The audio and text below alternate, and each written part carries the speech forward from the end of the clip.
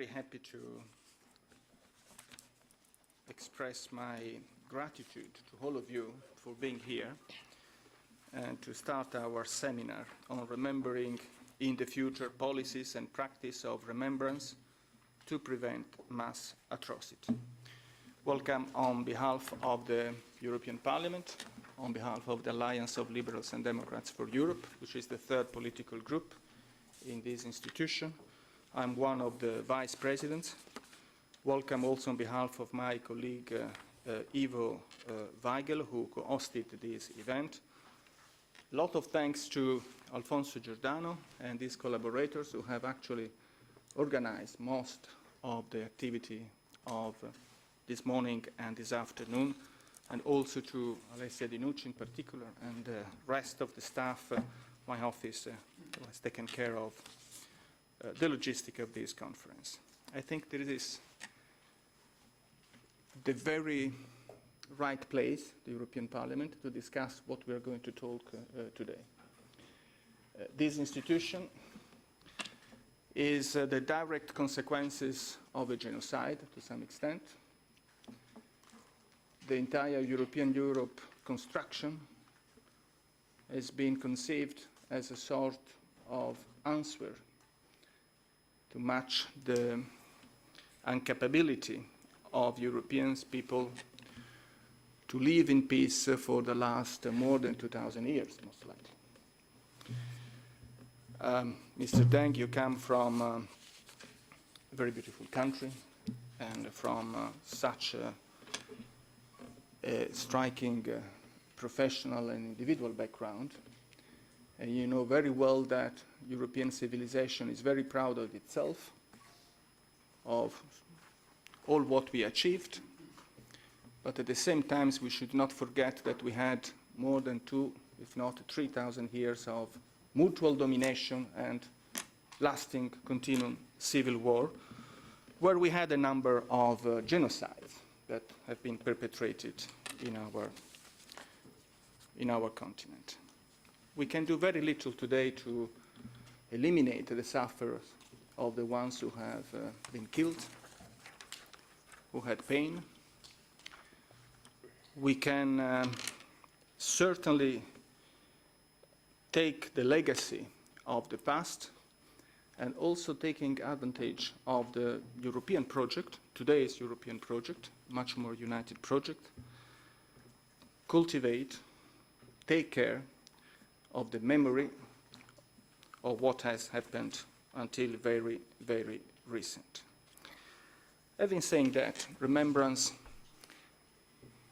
I think it's a very difficult exercise.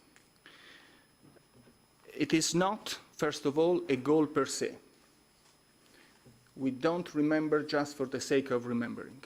We need to have something in mind, the perspective, the use of remembrance. Remembrance, to some extent, is a sort of instrument. Secondly, remembrance is also a very selective exercise. The goal of remembrance, particularly today, is indeed to prevent genocide. And it is very important that we don't just engage ourselves in a sort of rhetoric habit, organizing conference, publishing books, expressing so many words, having different positions, such as the one of you or the one of us, and saying that we do something for remembering. I think we need also to make a sincere evaluation if those efforts are effective, if there is a result. Again, remembrance is not a goal per se, it is an instrument also, not only that, but to prevent further genocide. Secondly, remembrance, and this is very true also in this place, in this institution, in my opinion, as I said, is a very selective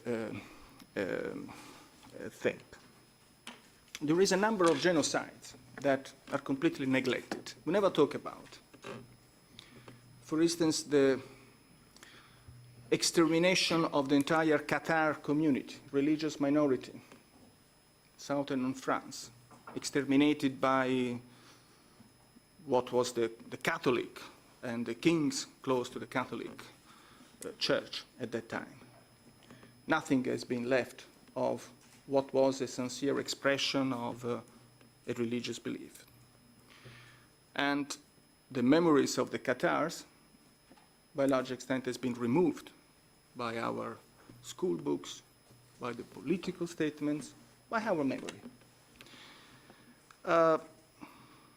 We cannot really talk about any Irish genocide, but certainly Ireland has been a country who has suffered several centuries of tough oppression, including the disaster famine, who has caused, in the middle of the 19th century, millions of people killed by starvation.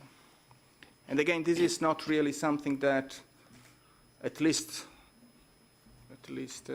not until very recently, come across the public sphere, the public statements, what is a sort of common heritage of remembrance.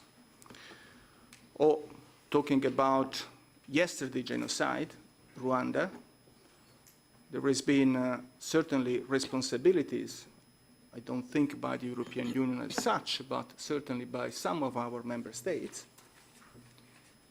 And again, this is something which is very delicate to touch.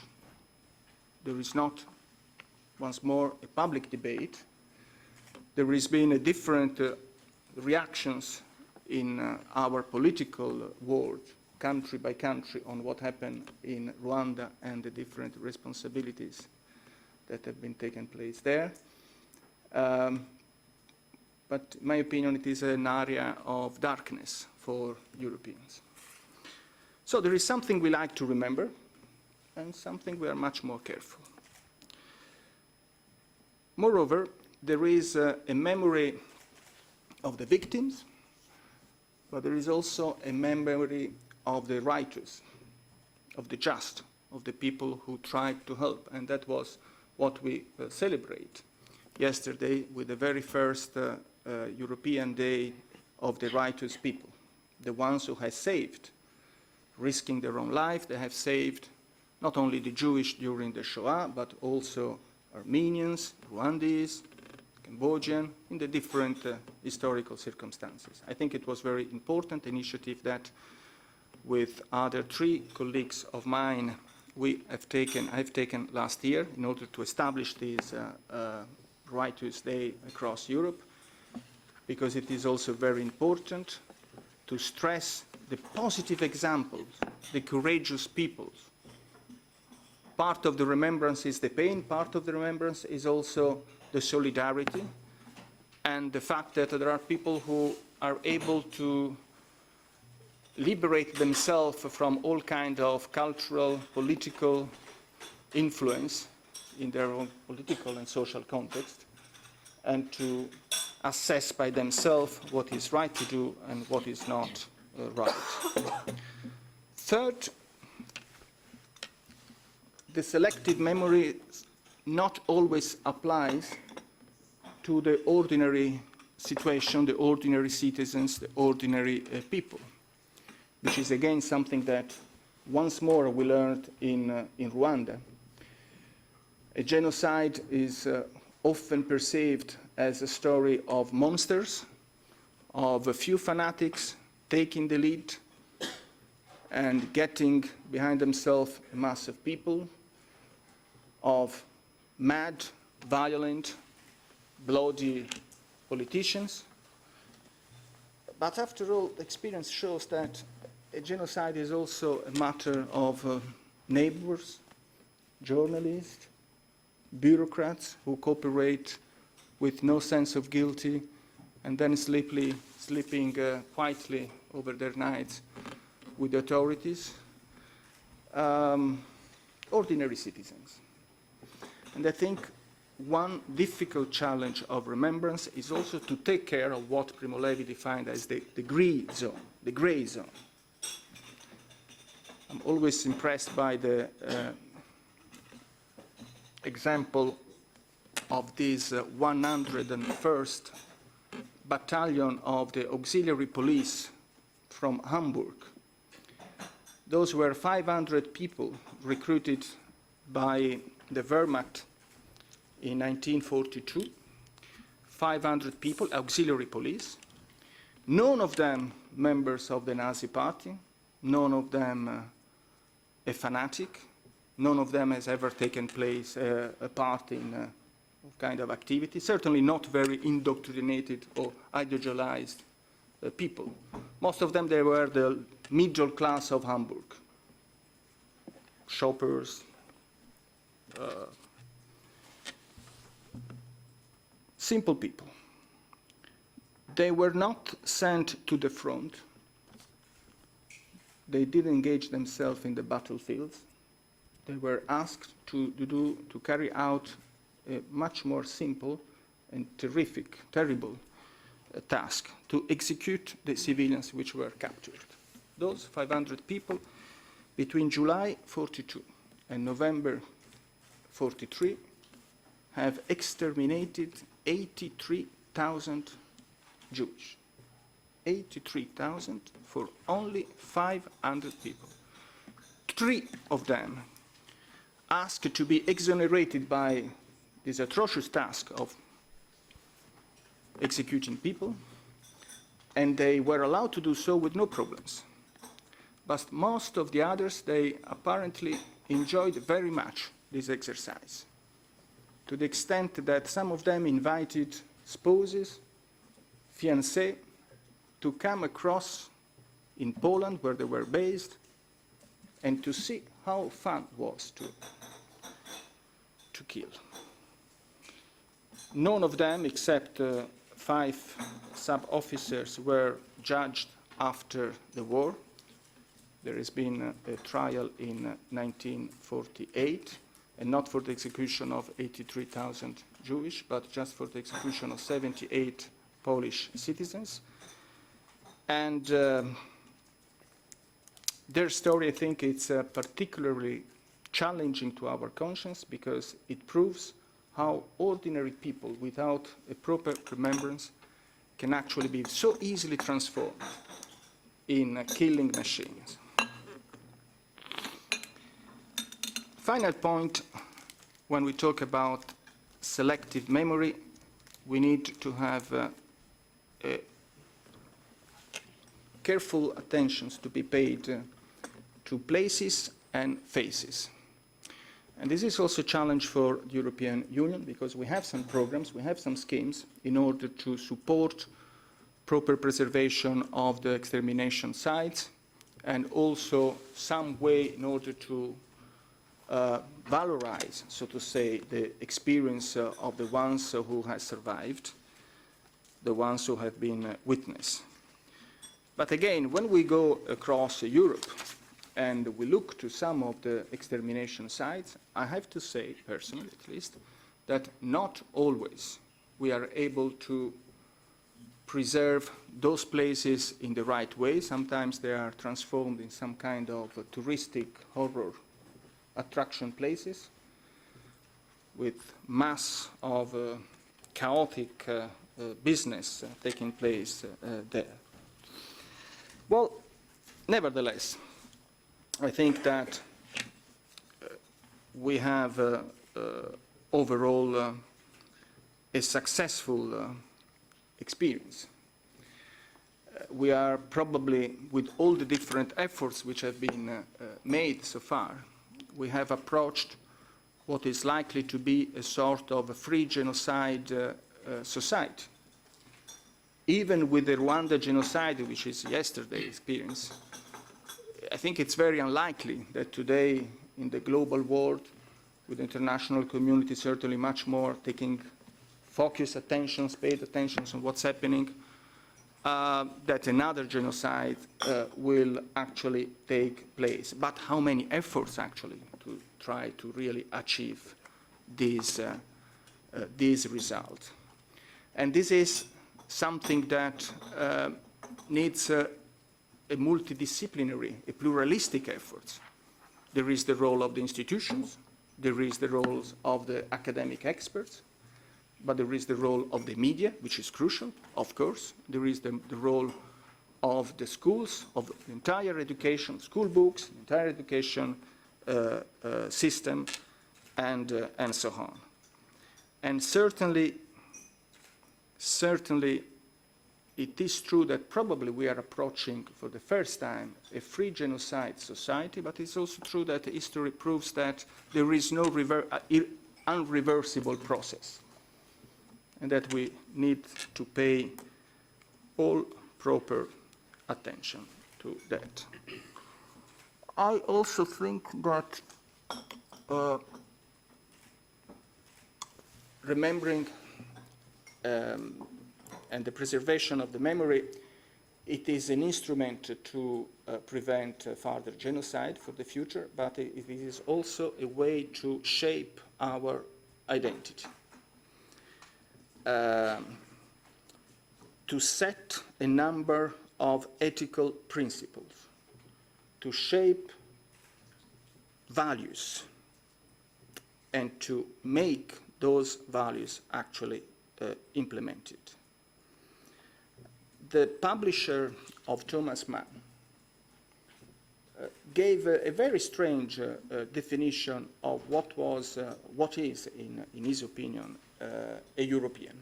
He said, a European is the one, I'm quoting, the European is the one who knows the great human principles and who knows his obligation towards the ideals of the European culture. A very beautiful definition, a very optimistic definition also. To some extent, I would say it is also an unclear definition, because it is very difficult to translate this in legislative terms, etc., and in practice. And practice actually proves that a good European can also be a perpetrator of genocide. Even a very cultivated European. The Nazi society flourished in a society which loved Beethoven, discussed Schopenhauer, read Heine and Schiller, and so on. But I think it is a definition that is also a goal, and it is a challenge. We have certainly a contradiction between this kind of Europe, or this kind of human being, who should be defined by its ethical principle and by the knowledge of what is right and it is not right, and by the awareness of his obligation towards the others on one side, and the ordinary people and the monsters, the neighbors and the big leaders who have been actually engine of the genocide machine. This is the kind of contradictions we have to face, and I think there we have the challenge also of what we have to discuss today. So I am very glad to have all of you here. I think we will have now to watch a short video by my colleague Ivo Weigel. Ivo was supposed to be here, then he was not supposed to be here anymore because he had to pay a visit to Western Sahara. Yesterday, with other parliamentarians from the European Parliament, he has been expelled by the Moroccan authorities, so it is now back to Brussels, but busy with a press conference in order to speak about what happened yesterday over there. So there are problems everywhere. Then we will have Alfonso, and I have to apologize, the rest of you. It's, as usual, a very busy day in the Parliament. I will try to be here for most of the time, but here and then I will have also to move out of the room for other commitments. Thank you very much. Dear ladies and gentlemen, dear colleagues, at the occasion of the European Day of Remembrance for the Righteous, I would like to wish you a warm welcome to the workshop Remembering in the Future, policies and practices of remembrance to prevent the mass atrocities. I would like to especially thank to my dear colleague Niccolò Rinaldi for taking the initiative of organizing this high-level study day. Unfortunately, I cannot join you in this important discussion today in the European Parliament. The reason for this is that I am taking part in a fact-finding mission in the occupied territories of non-self-governing Western Sahara to investigate the living conditions of the Sahrawi people, a people which has been victim of oppression and mass violence since many decades and still is. European colonialism has brought great suffering across the globe, and still a lot has to be done today to cope with this legacy. But also more recent difficult episodes of our common European history still have to be collectively processed by our societies. A few examples being the two world wars, the fascist and communist dictatorships established in Europe after the Second World War, and the wars and conflicts that resurfaced after the end of the Cold War, such as in former Yugoslavia, where I am coming from. These conflicts have all had components of nationalism and exclusion of groups rooted in past grievances which we have not yet come to terms. Understanding this is very important because today, more than ever in times of economic and financial crisis, we run the risk of once again resorting to policies which marginalize entire segments of our population. It is our collective duty to prevent the re-emergence in Europe or anywhere in the world of such ideologies that point the finger at scapegoats, most of the times religious or ethnic minorities.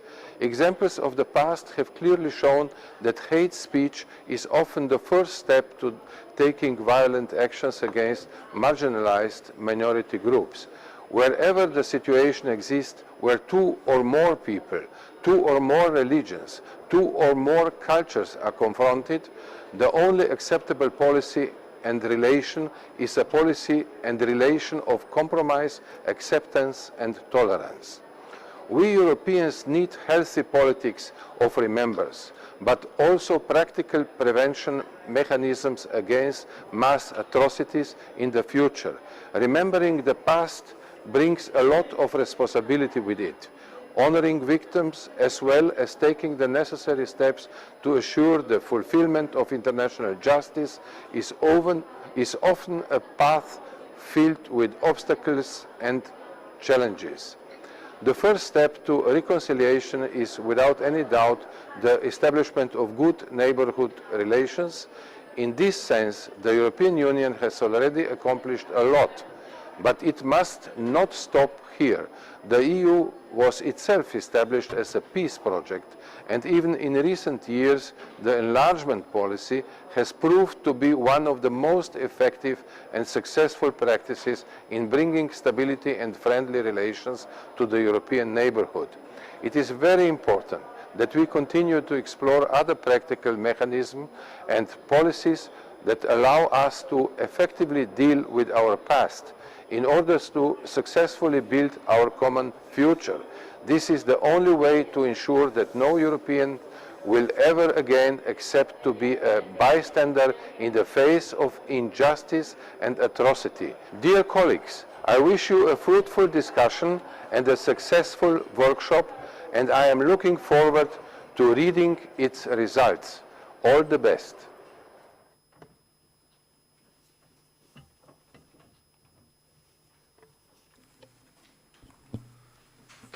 Welcome to everybody. I'm Alfonso Giordano, and I'm a Managing Director of the European Center for International Affairs. I'm very happy to be with you here. I'm grateful to all the speakers that accepted to be here with us.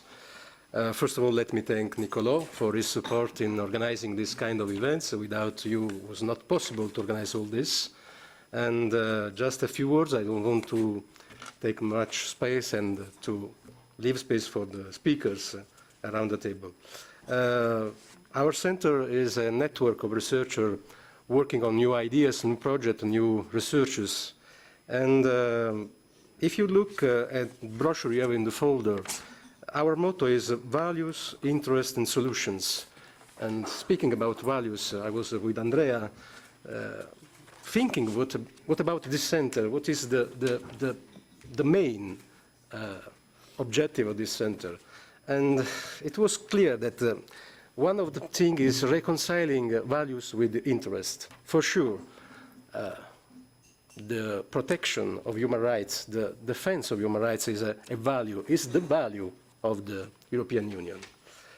But it's not only a philosophical view, it's not only a philosophical objective, it's an interest. We have an interest to prevent mass atrocities, we have an interest to avoid genocide, we have an interest to defend human rights. So this is a perfect combination, values and interest. The third keywords is the most difficult, is solutions. Which are the solutions? This means how we can prevent, how we can avoid future mass atrocity or genocide or xenophobia. This is what we expect on this table by the expert. Which are the policies, which are the solutions to try to stop these kind of things still happening. We have not to make the mistake that this is only an external view of the European Union. It's not only a problem outside the European Union. It's a problem inside. It's amazing to see how in the last years the xenophobia is erasing. You said, no? There are plenty of association of cultural ideas, but full sometimes of distorted view. So the real problem is to see how we can solve, how we can implement policies to prevent these kind of things. I have to thank also the organization partners that we had in this kind of event. First of all, let me thank the Budapest Center for the International Prevention of Mass Atrocities, Mr. Tatar and Mr. Lefebvre-Cervini, also the University of Groningen with Caroline Fournet, and the Center for Global Security and Governance of the University of Berlin, here with Andrea. They are all members also, Andrea, Enzo, and Caroline, member of the ECHA, the European Center of International Affairs. So we worked very well with you, and we hope to work again with you in the future. Let me thank also, of course, the European Parliament for hosting us today. Just another little introduction, because we are a bit in delay, so I leave the space also for the speakers. We will have the keynote speech by Mr. Adama Dieng that I will really thank for his presence. It's a very great honor to have you with us today. So thanks for accepting our invitation. After, we will have two panels. The first panel chaired by Caroline Fournet, that is an associate professor and Rosalind Franklin fellow at the Faculty of Law of the University of Groningen, that is also our fellow, that will chair the first panel on remembrance and denial legislation, with a lot of interview by Pavel Tikl, Eva Sobotka, Nicolas Tavitian, and Chiara De Franco, that I also thanks for their presence. After, we will have a lunch, a break for the lunch, with a guest of honor, Mr. Ong Tong Heung, that is a writer on the Cambodian genocide. And we will restart at 40:30 with a second panel on prevention, chaired by Enzo Maria Lefebvre-Cervini, that is the Director of Research and Cooperation of the Budapest Center for International Prevention of Genocide and Mass Atrocities, with Eckhard Strauss, Jan Rarab, Michael Salter, and Andrea Grieder. Of course, they will introduce better than me the profile of these important speakers. And after the concluding remarks with Andrea Teti, that is the Director of the Center for Global Security and Governance at the University of Aberdeen, with Georgi Tatar, that is the Director of the Budapest Center for International Prevention of Genocide and Mass Atrocities. That said, let me finally thank the two souls behind these events that are Caroline and Enzo, that implemented all this. And also thank for the great guests you invited. Thank you for coming. And for sure, we will have great results today with all your precise speakers. Finally, I can give the floor to our guest, Mr. Excellencies, Madame Dieng, please.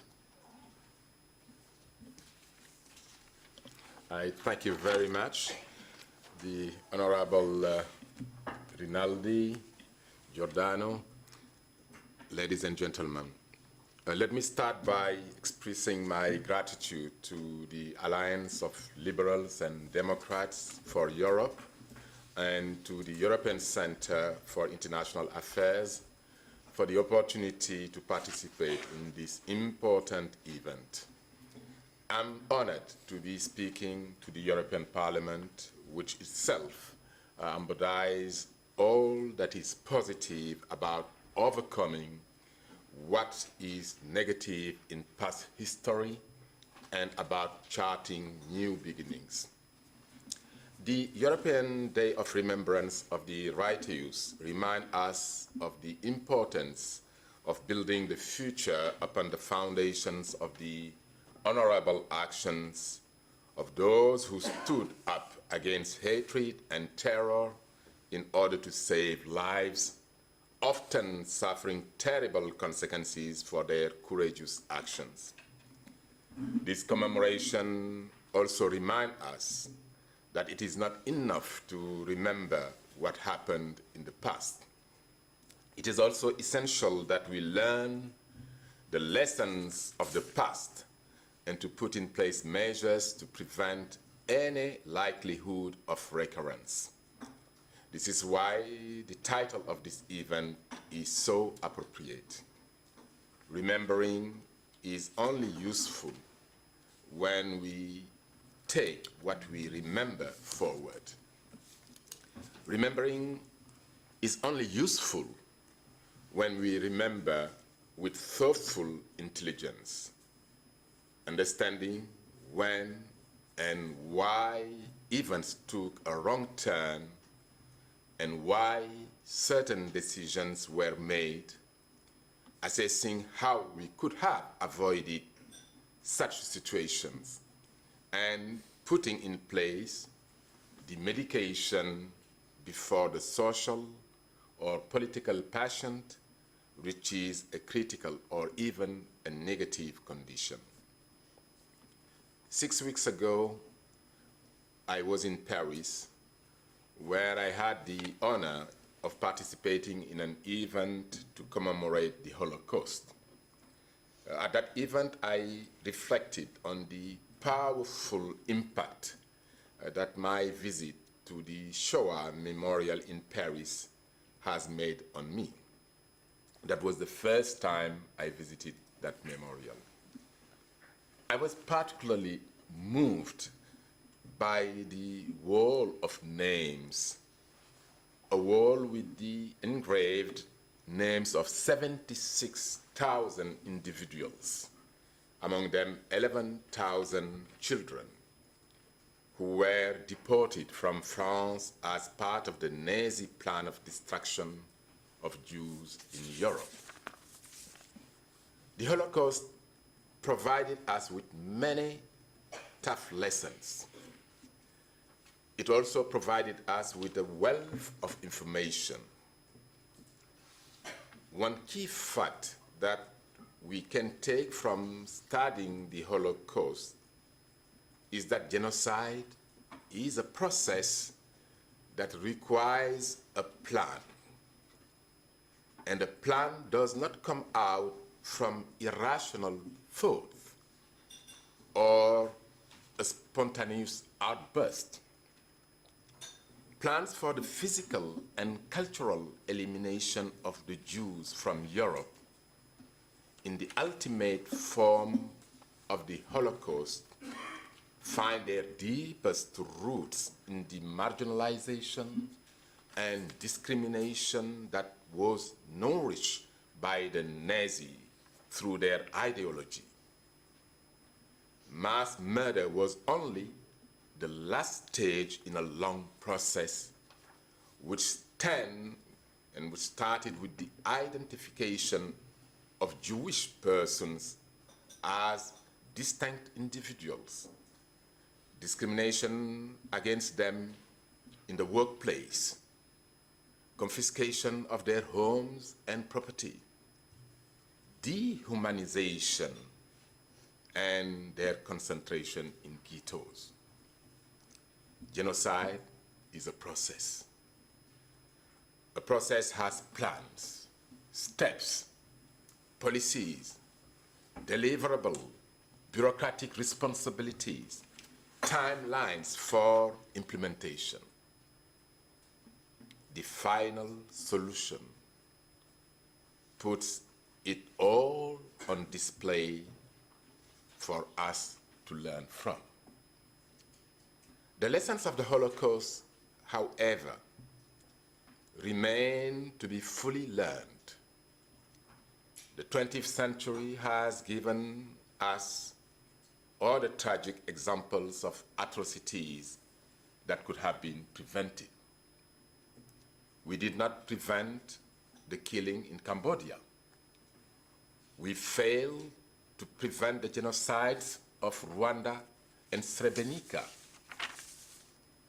Today, we are failing to prevent crimes against humanity and war crimes in Syria. The risk of atrocity crimes in Sudan, South Sudan, the Democratic Republic of Congo, and Mali remains. I have recently returned from a visit to Kenya 10 days ago in connection with the risk of election-related ethnic violence there. This week, we continue observing very closely the situation in Kenya. So far, it is going smoothly, in spite of few spots of violence, and I hope that we will not have at all a repeat of the 2008 post-electoral violence. We must humbly recognize that when it comes to learning the lessons of the past, we have been very slow to put in place effective preventive policies. The cases I referred to clearly speak to that. It is clear, though, that we are collectively taking steps in the right direction. The prevention of atrocity crimes is a responsibility that falls to all of us, rather than to any one actor alone. Nor it can be successful without active contributions from everyone, regional organizations, states, international organizations, civil society, individuals. We all have a role to play. When we remember the writings, we remember this very fact. Each single individual can make a difference.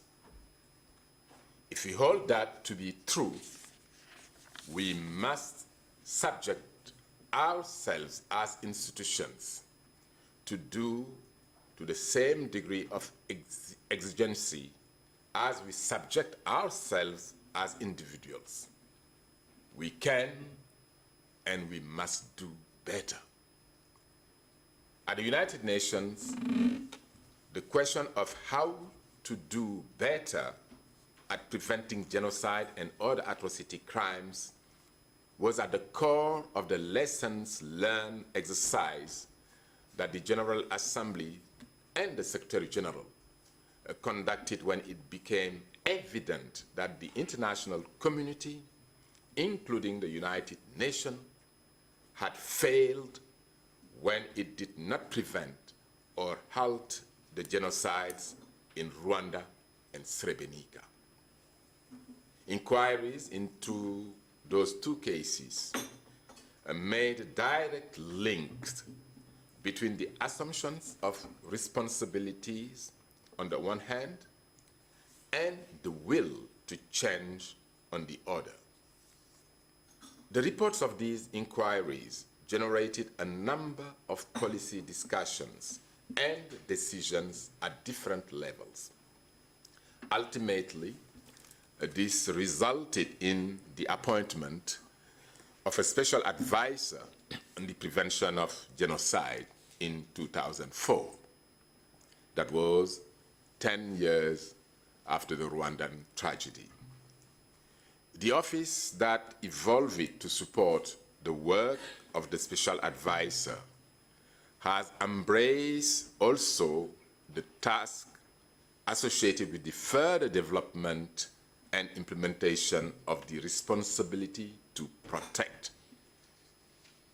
The responsibility to protect concept came 5 years after the adoption of the Constitutive Act of the African Union, in which a specific provision, Article 4H, make it an obligation to the Assembly of Head of State and Government to intervene whenever a situation leads to genocide, crimes against humanity, war crimes. That is to say that the consensus reached in 2005 by the world leaders in New York need to be strengthened today, despite the frustration which the intervention in Libya may have led in few quarters. And as you all know, the 4 Secretary General report on the responsibility to protect since 2009 have underlined prevention as the core of this protection mandate. And that is why this year report, the 2013, which is under preparation, will focus on prevention from the state responsibility. And as you all know, the primary responsibility lies with the state. We at the United Nations are not alone in underlining the importance of prevention. Yesterday, I participated with a lot of pleasure in the presentation of the Task Force report on the EU prevention of mass atrocities. The work of that Task Force report on the EU prevention mass atrocities is really something we all should applaud. And during my interaction with officials of the European Commission, the EU External Action Service, my interaction with the European Parliament, I encourage them to look seriously on the recommendation contained in that report and translate them into action. The work, as I said, of this task force will contribute to make the EU an even stronger force for the prevention of atrocity crimes. This Parliament is, I understand, currently considering a draft resolution calling for an interinstitutional working group to consider the implication of the responsibility to protect for the work of the External Action Service. This vibrant engagement will contribute to making the responsibility to protect a living reality. The EU, as a regional organization with a global focus, which make it different from other regional organizations, has much to contribute to this endeavor. As I was saying yesterday, your global commitment makes the EU and the United Nations natural partners in the prevention of these crimes. Taking advantage of this visit, as I said, I have met and I'm still meeting a number of officials from the EU External Action Service, the Council and the European Parliament precisely to discuss cooperation on these matters. Other regions are also taking strong steps towards, in the Great Lake region of Africa, for instance, the Regional Committee for the Prevention of Genocide of the International Conference on the Great Lake Regions of Africa, the ICGLR, is working to establish national committees in countries that have experienced mass atrocity crimes in the past. In fact, in addition to the regional committee, so far there are 4 national committees which have been established. In Tanzania, Uganda, Congo-Brazzaville, and Kenya. And efforts are being made to ensure that the 11 members of the ICGLR will all establish such national committees. When I visited recently Kenya at the invitation of the Kenyan National Committee, it was mainly aimed to bring together community leaders from areas where we anticipated that there could be violence, so that they can take the necessary measures to prevent before, during, and after the election violence which would cost lives of people.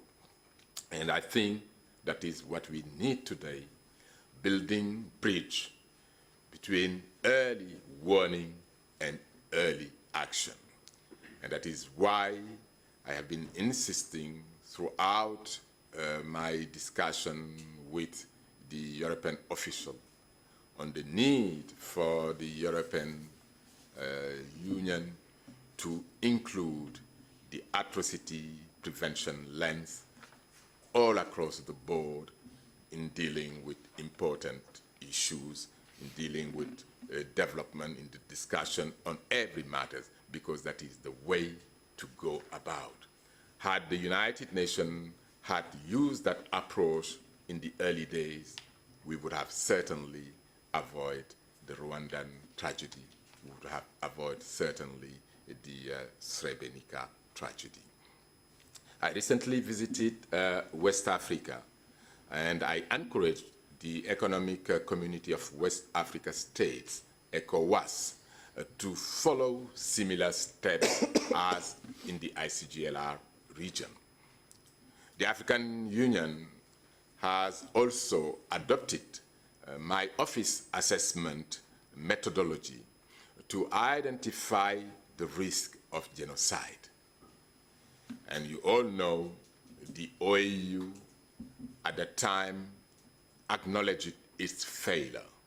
The OAU at that time set a panel of eminent personalities, including the former Chief Justice of India, including a Canadian eminent researcher. And I had the privilege to chair the editorial committee of that panel of eminent personalities. Learning those lessons from Rwanda, it was no surprise that when the African leaders met to establish the African Union, that they adopted that provision, Article 4H, to which I referred earlier.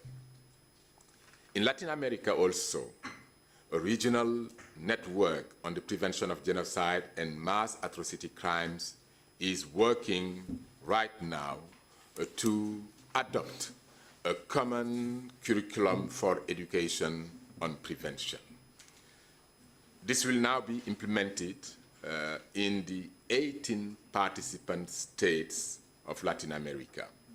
And we are encouraging those who are not yet members of that network to join, including the Cuban government. So, that is to say that what we are seeing today in the field is extremely encouraging. And I should say that the cross-regional activity, the officials from the ICGLR have, for instance, participated in meetings of the Latin American Network, because I think it is extremely important that the regions also share their experiences, because at the end of the day, we are talking about embracing all humanity.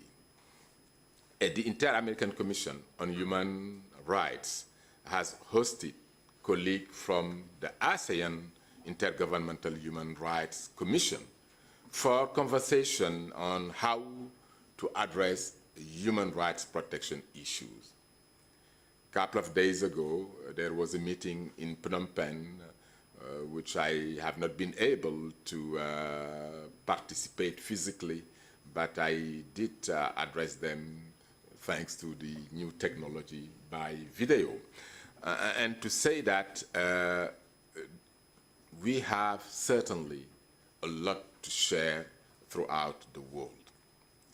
But not only at the regional level, but at the national level as well, cooperation initiatives abound.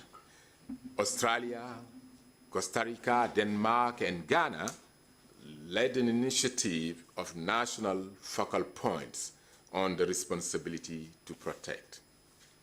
And referring to the Phnom Penh regional forum on the prevention of genocide, this was the fourth one organized under the initiatives of Switzerland, Argentina, and Tanzania. You have also some countries which have created a national interagency arrangement. And I think these initiatives constitute an umbrella for action at the national level, including the establishment of interagency arrangement or appointment of dedicated responsibilities to enable and convene.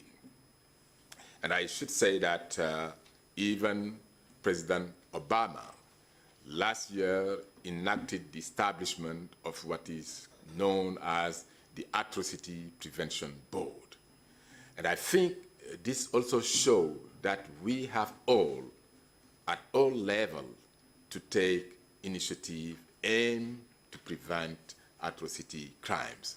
And my office has lent support to the Atrocity Prevention Board in considering their methodology regarding the issues pertaining to atrocity crimes.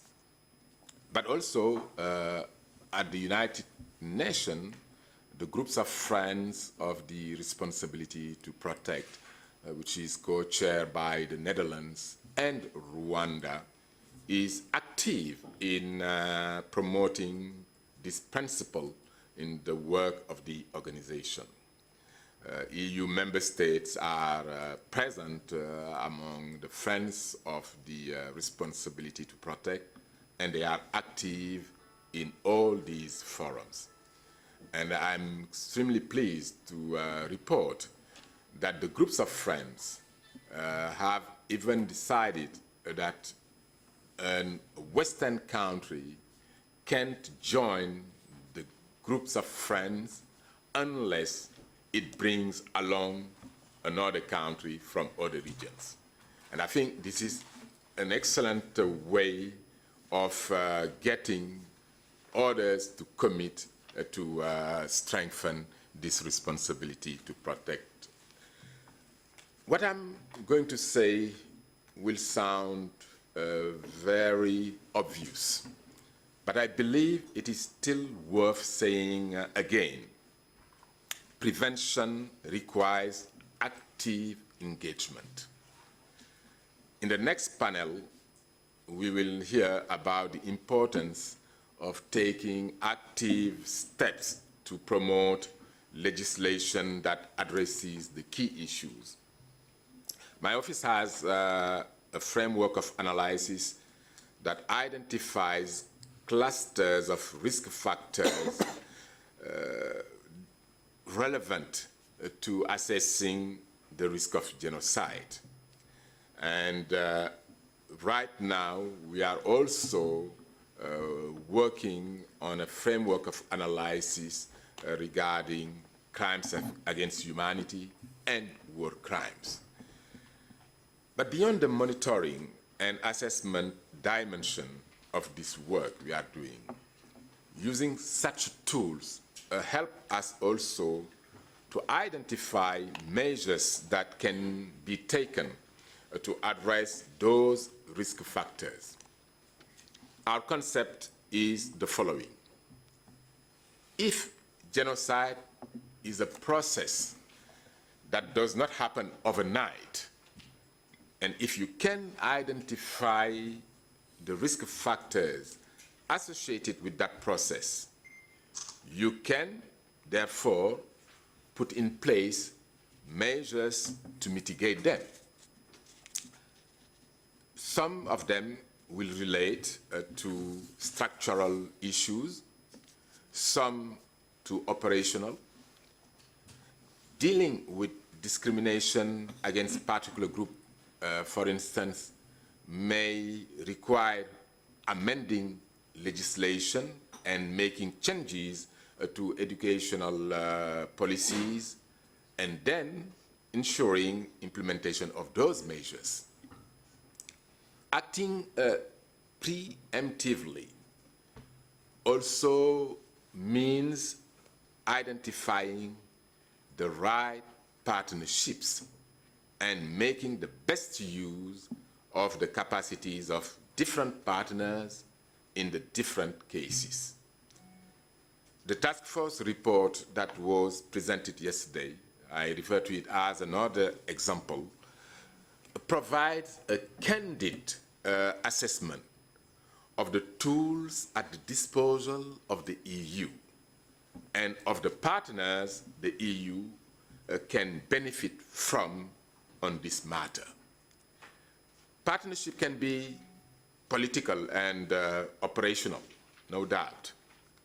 And many EU members actively support UN work on mass atrocity prevention in the global policy forums.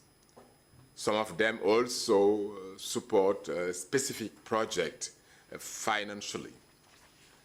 EU member states are key interlocutors to sound our ideas on addressing specific risk cases. My office provides funding and substantive support to the ICJLR Regional Committee and its member states' national committees. We provide capacity building training across the world, often in cooperation with partner organizations. When it comes to the prevention of atrocity crimes, and when we work with partners, the total is more than the sum of its parts. We are here to remember. Remembrance as a critical prevention tool. And needless to say, remembering and dealing with the past is a critical prevention strategy. My former position as head of the International Criminal Tribunal for Rwanda made me fully aware of this. International experience gives us exposure to different ways to address the past.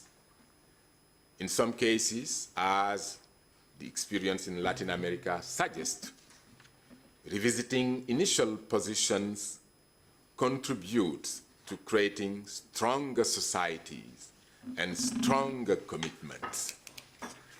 Let us not forget the horrors of the past when we craft the pathways to the future.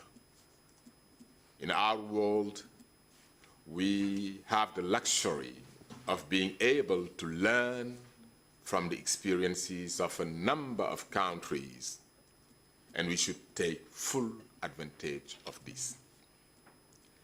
Your Excellencies, ladies and gentlemen, it is my belief that in spite of all the challenges, we are on the right track. There is much work ahead. We should not foolish ourselves. There is much work ahead. But curiosity, knowledge, and inspiration are three things in our favor. Curiosity to ask questions about experience to date, to learn good practices and bad practices, to seek to learn more about the effectiveness of policies of prevention in different countries and regions. Knowledge to be able to absorb what we learn and to project it in forms that are implementable.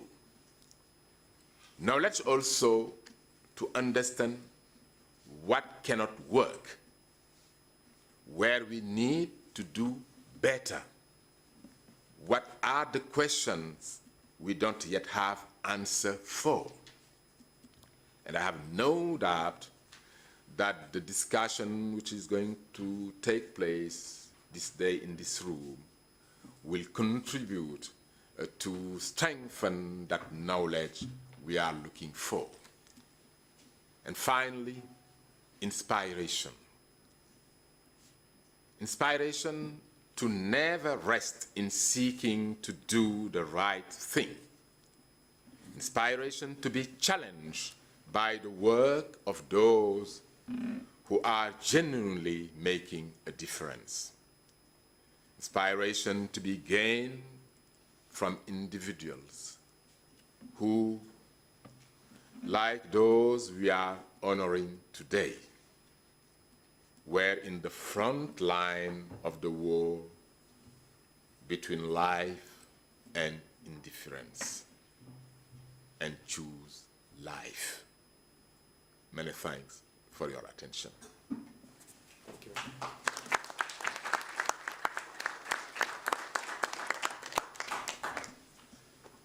So we are quite in time, so you have the floor, Caroline.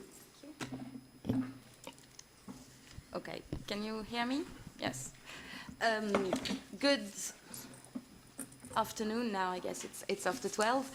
I will introduce the distinguished speakers for this morning or beginning of afternoon panel, but I've been told that I could abuse a little bit of my position as chair, so I will abuse of my position as chair, but I'll be quite fast.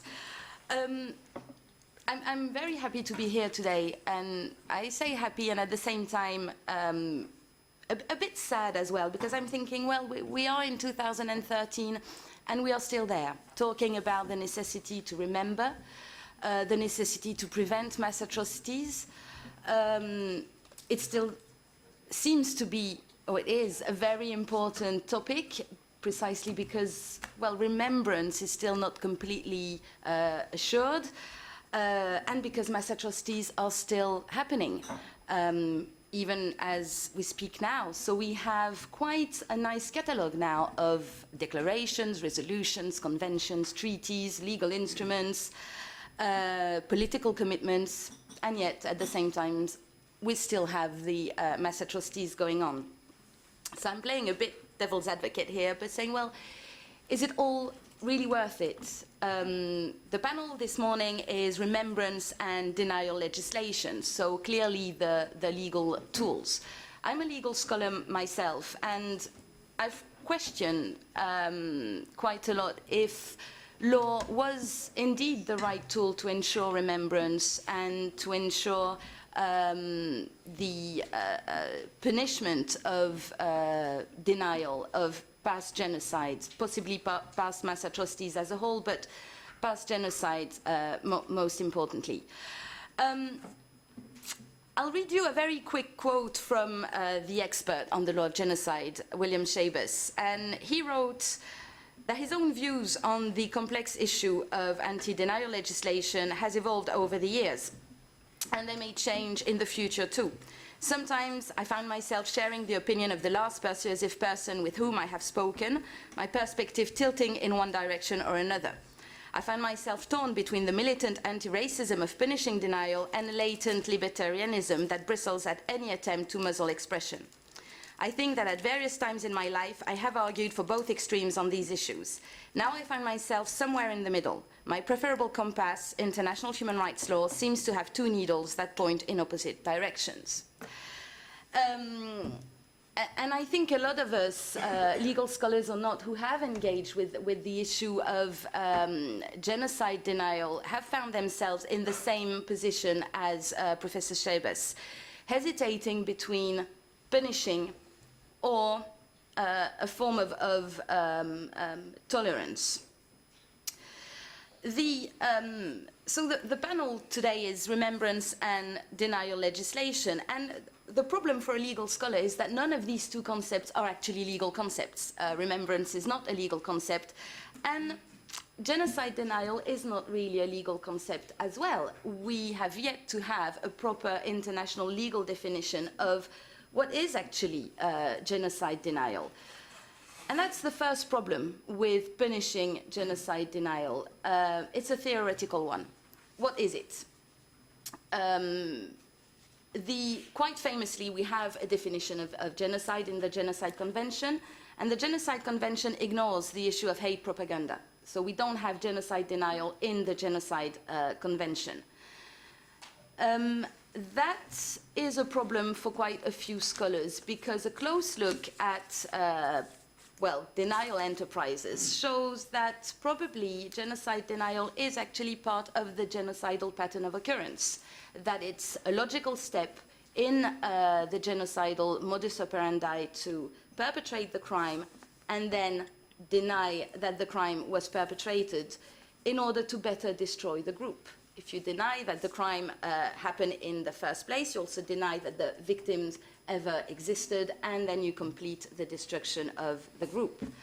This is not a new idea. Professor Waxman has already written that the denial of the genocide perpetrated by the Nazis and their accomplices against the Jews is part of the genocidal project itself. And in fact, Raphael Lemkin, who coined the word genocide, wrote that genocide denial destroys the world's memory of the victim.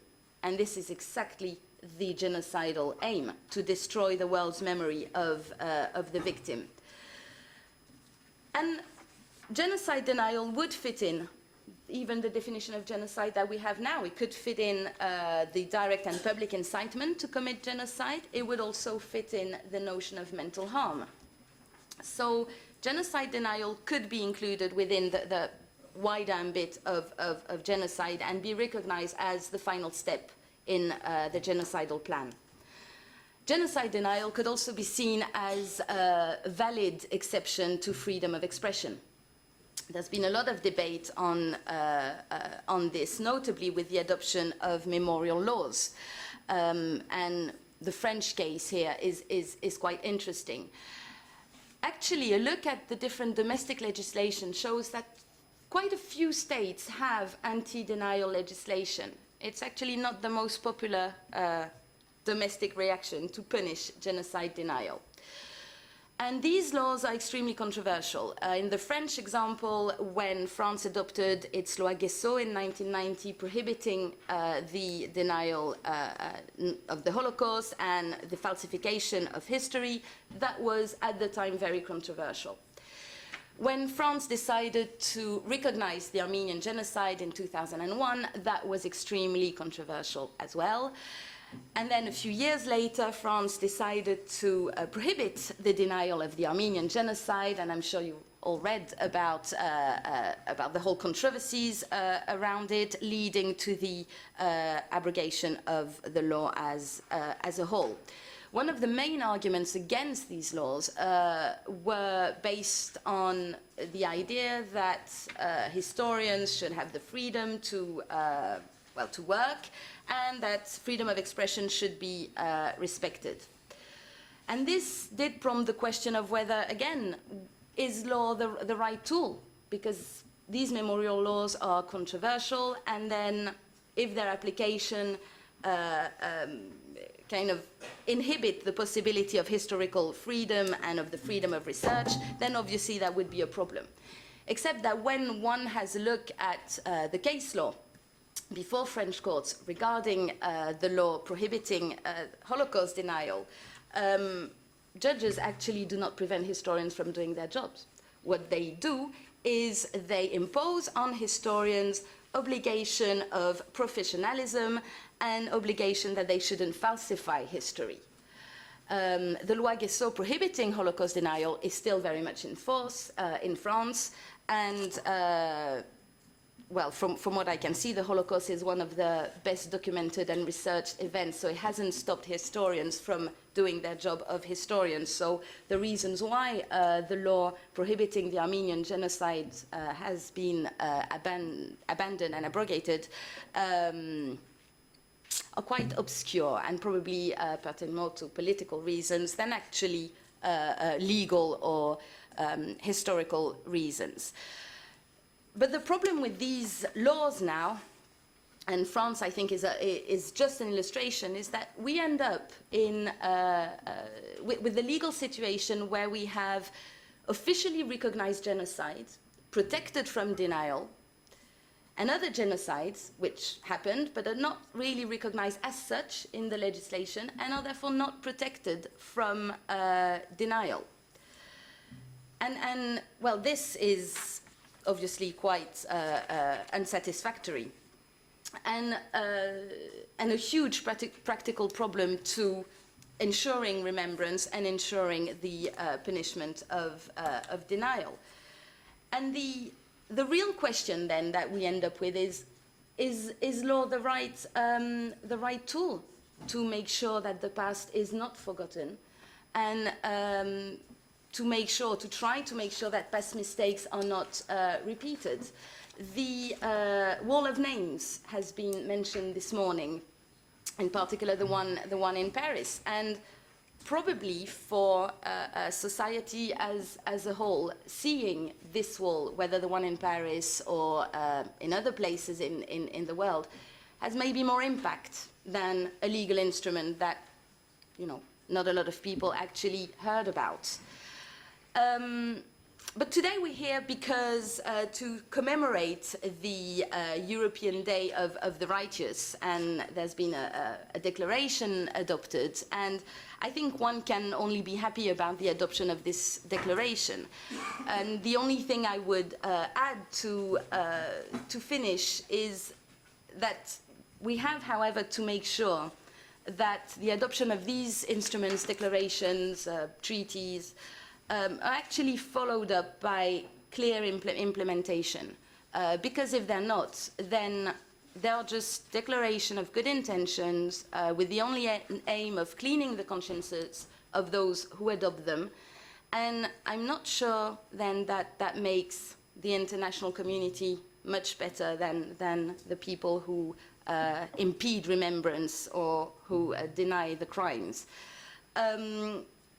So that was my little introduction to this morning's panel.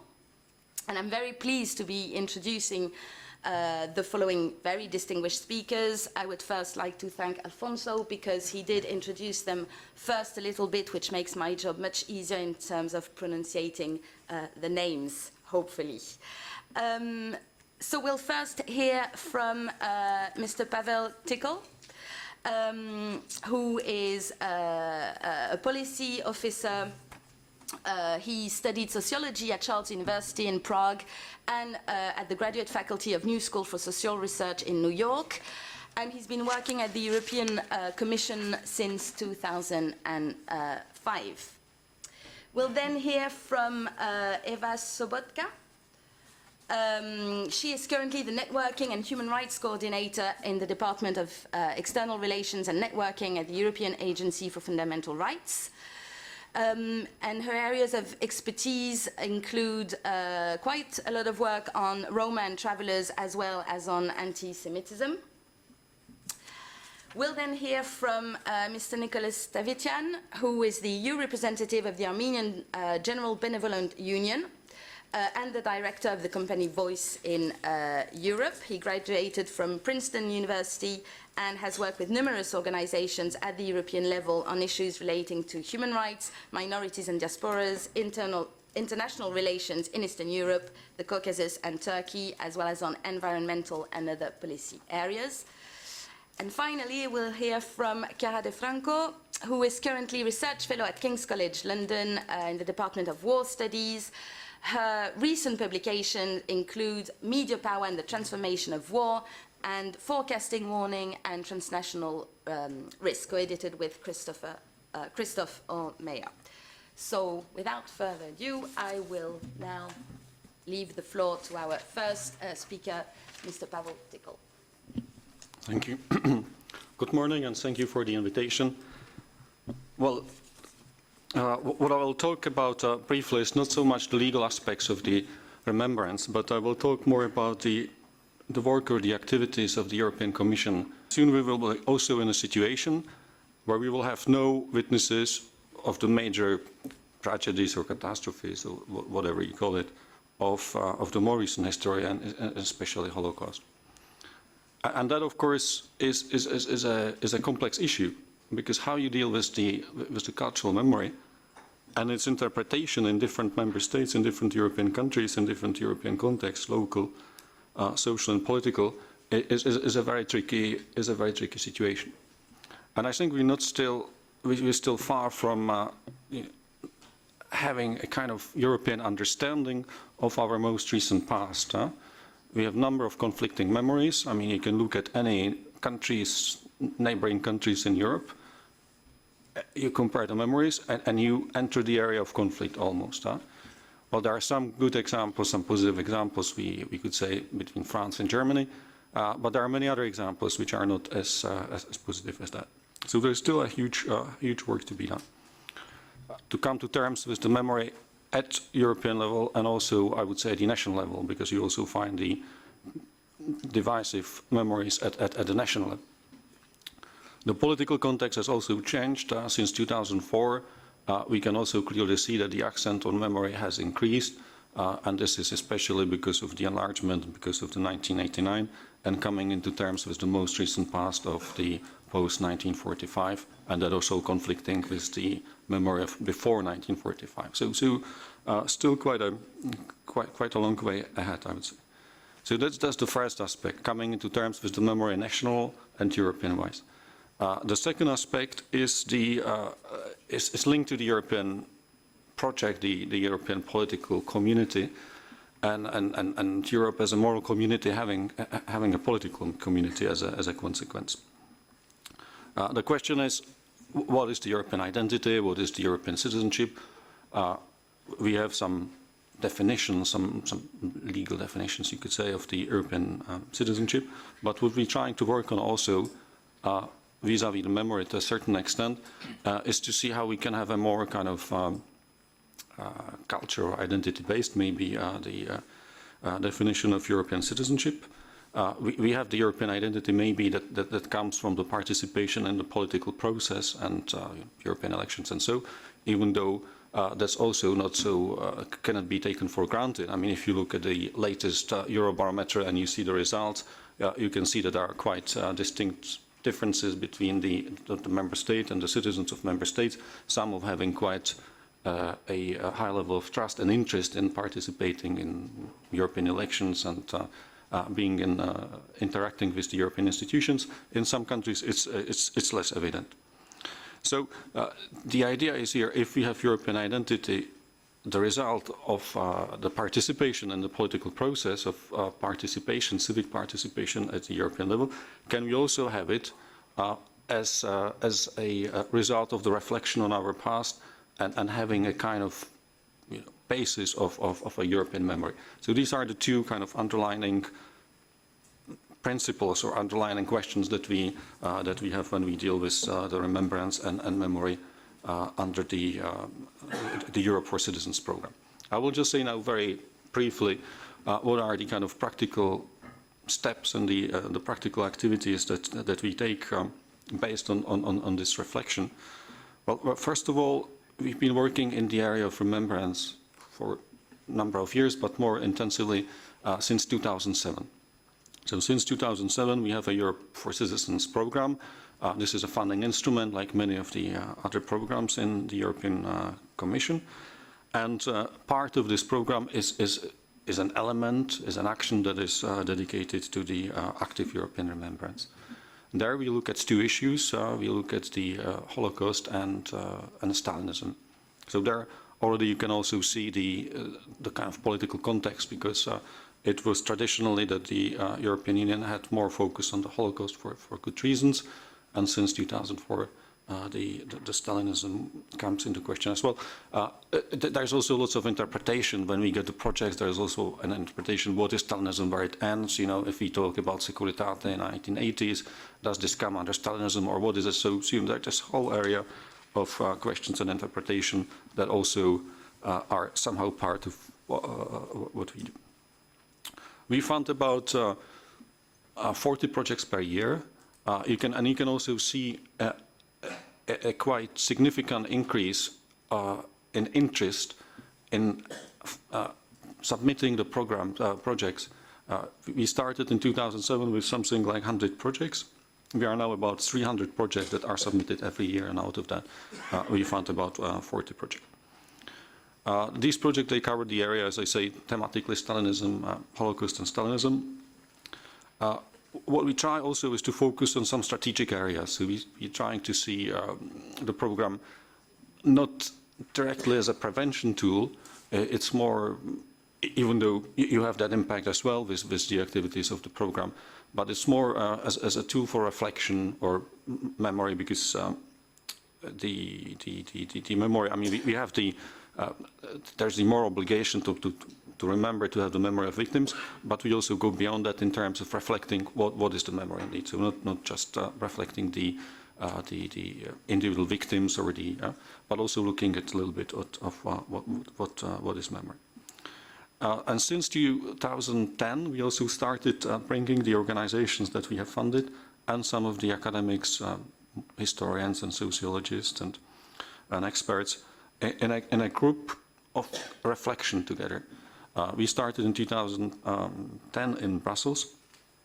We are organizing now next meeting in Erfurt in Germany, 8th to 10th of April. So I'm making a little bit of promotion here, but for some of you still might be interested to also join us for this reflection. And what we're trying to do there is to bring the projects that look sometimes, it could be national memory, it could be local memory, with historians who have more of a global perspective. But we bring always historians from different member states, and you can also see well, their different understanding of history and the European memory. So with this, we're also trying to create a kind of a European debate that would lead to, as I said, some minimal understanding what could possibly constitute European remembrance and European memory, because we have a lot of I would argue, remembrance at a national and local level, but at the European level, we still have a way to go.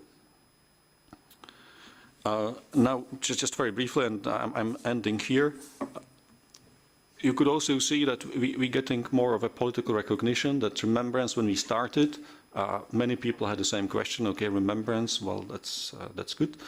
But you know, we should focus on the future. We should really, you know, this is something that we have done. Okay, we've done remembrance, so we now move on. But we can see that there's an increasing political recognition that remembrance is a key element of a European project and European political identity and European identity in general. So since 2014, when we will introduce new program that follows after this, Europe for Citizens, so it will be the Europe for Citizens 2. We will increase the focus on remembrance activities. The budget for the activities will also increase, and we will also identify some of the key areas, one of them being the networking and the promotion of exchange of ideas on the remembrance and memory. And some other aspects will also relate to educational activities and pedagogical activities. So we are now, I would say, in the middle. and we have achieved I think quite interesting results, but we still, it seems to me, from what I may be biased from working in the program, but we still have a long way to go ahead, and I think the question, why should we remember, will still be on the agenda in years to come. So thank you for the attention.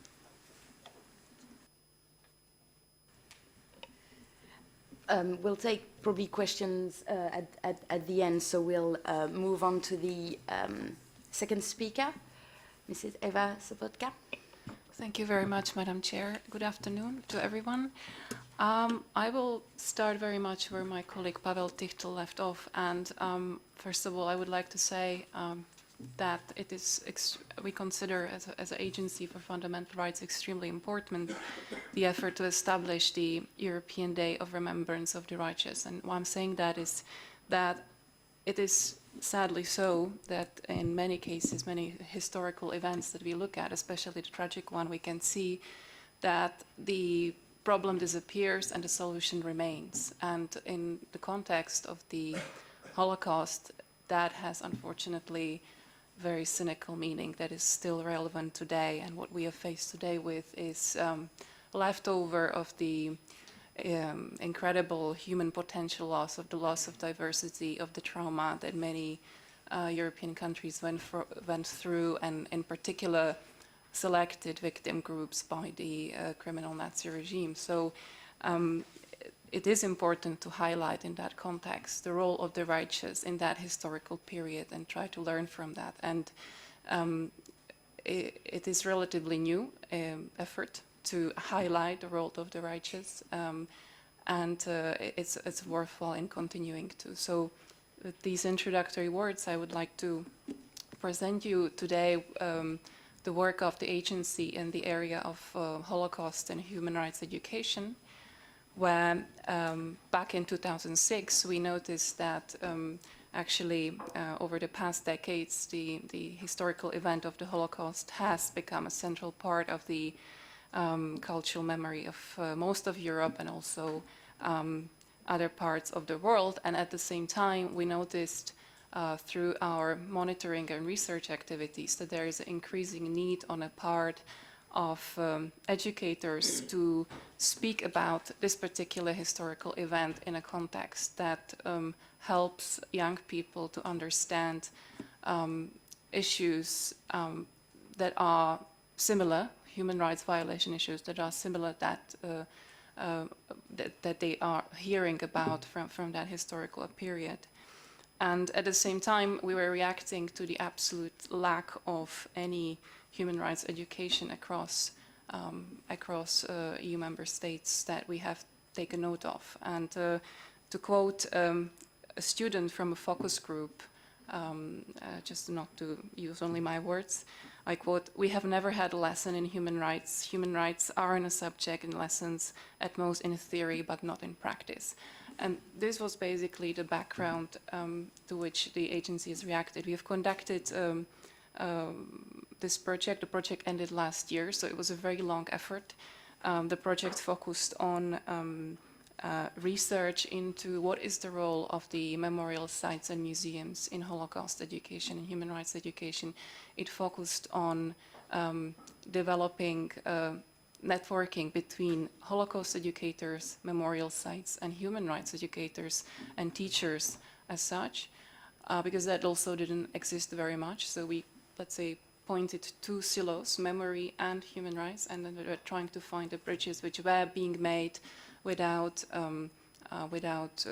any, let's say, or good methodological tools or approaches in place. And we produced a report, handbooks, and online toolkit for educators to use. At the same time, now I'm going more into the results of the research, which are something I would like to highlight here today. We have to realize that most memorial sites did not actually initially serve as museums and did not have exhibitions that would be responsive to the new challenge and to the new call to learn about history and also take a moral lesson for today. And that is something that still remains to be the case, although there are some movements which I'll get back to at a later stage. First of all, let me clarify the terms. What do we mean by Holocaust education? And I think it's important that for the follow-up discussion we are clear what we mean. It is education that takes the discrimination, the persecution, the exterminations of the Jews and other victim groups, both for the purpose of deeper understanding, for the contextualization of the Holocaust, and out of a desire to acknowledge and commemorate the suffering of numerous Jewish and non-Jewish victims during Nazism. So that, in essence, is what Holocaust education is about. Human rights education, and for the purpose of the study that we conducted, we used, in fact, the United Nations High Commissioner for Human Rights Plan of Action and World Program definition of human rights education, which is very broad. We took the broadest possible human rights definition because we believe that this is actually the good definition to use, and we looked at it as a education, training, information aid aimed at building universal culture of human rights, which not only provides the knowledge and not only provides the overview of mechanisms of how human rights work, which organizations are involved, and how they try to and aim to protect, but more importantly, it gives the skills that are needed to promote and defend and apply human rights in every day, and that we took as a definition for exploration. What is then the role of the memorial sites, Holocaust memorial sites, in this context? So we found very early on in the research that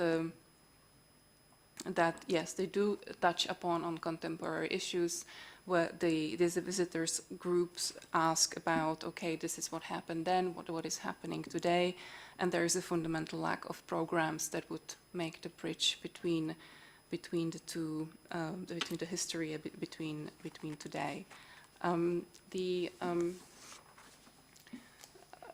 The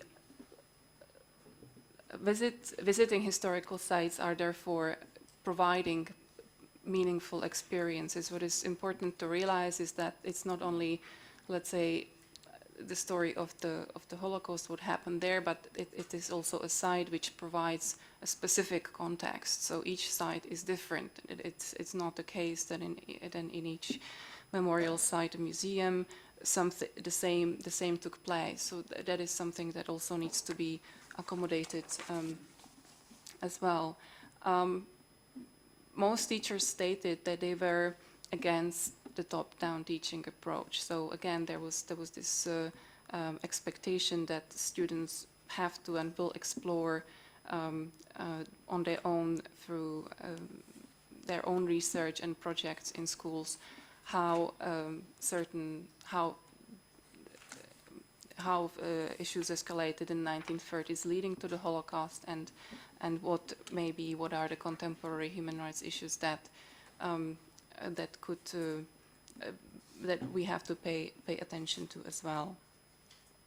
Then we looked at how the site can ensure long-lasting impact, and saw that obviously when people come there, they have very limited time, because also there are issues of attention span, there are issues of how much can you pack into 1 maximum 2 hours visit, which was the average of how much students had in practice, in practical terms, time for actually visiting such a place.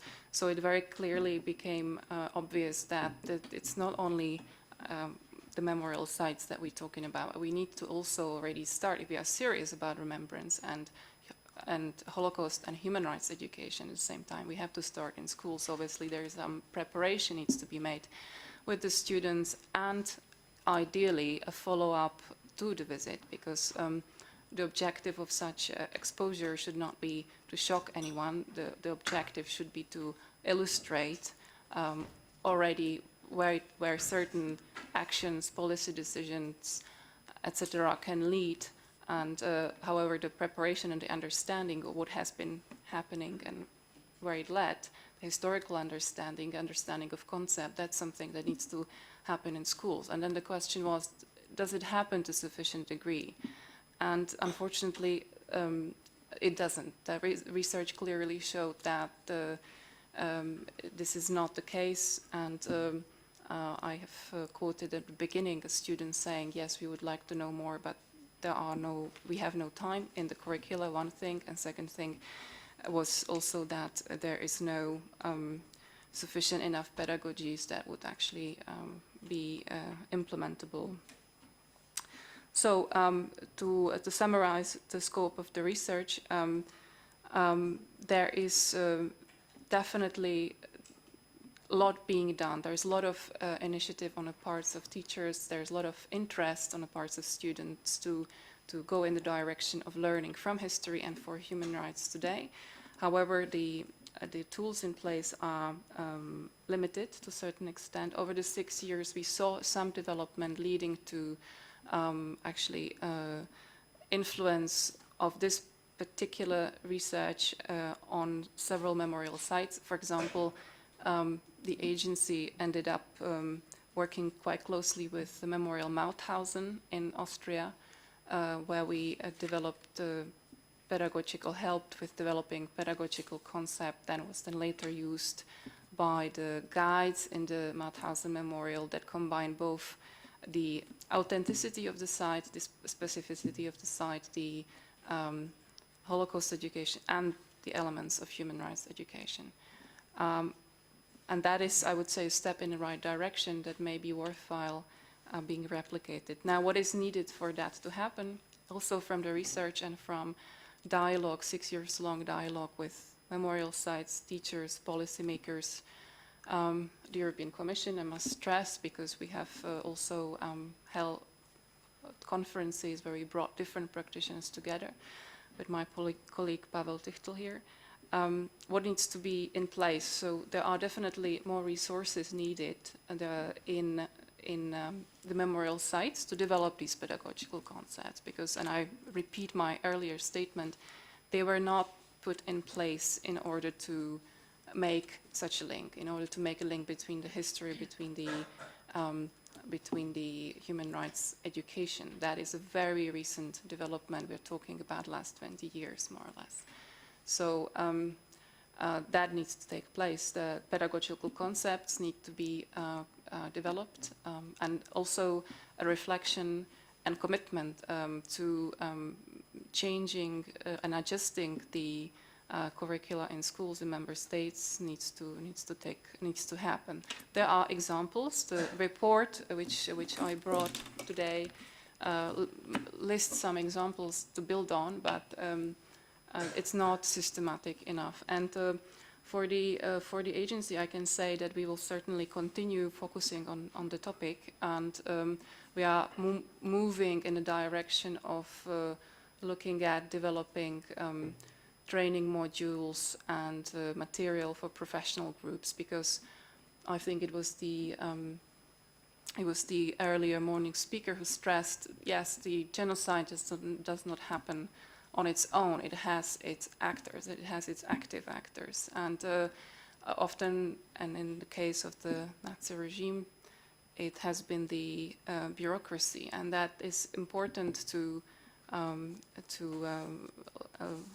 simply recognize and learn and develop certain learning tools for professional groups such as administrators, but also we can look at the roles of judges, role of the police, role of medical professionals during that historical period.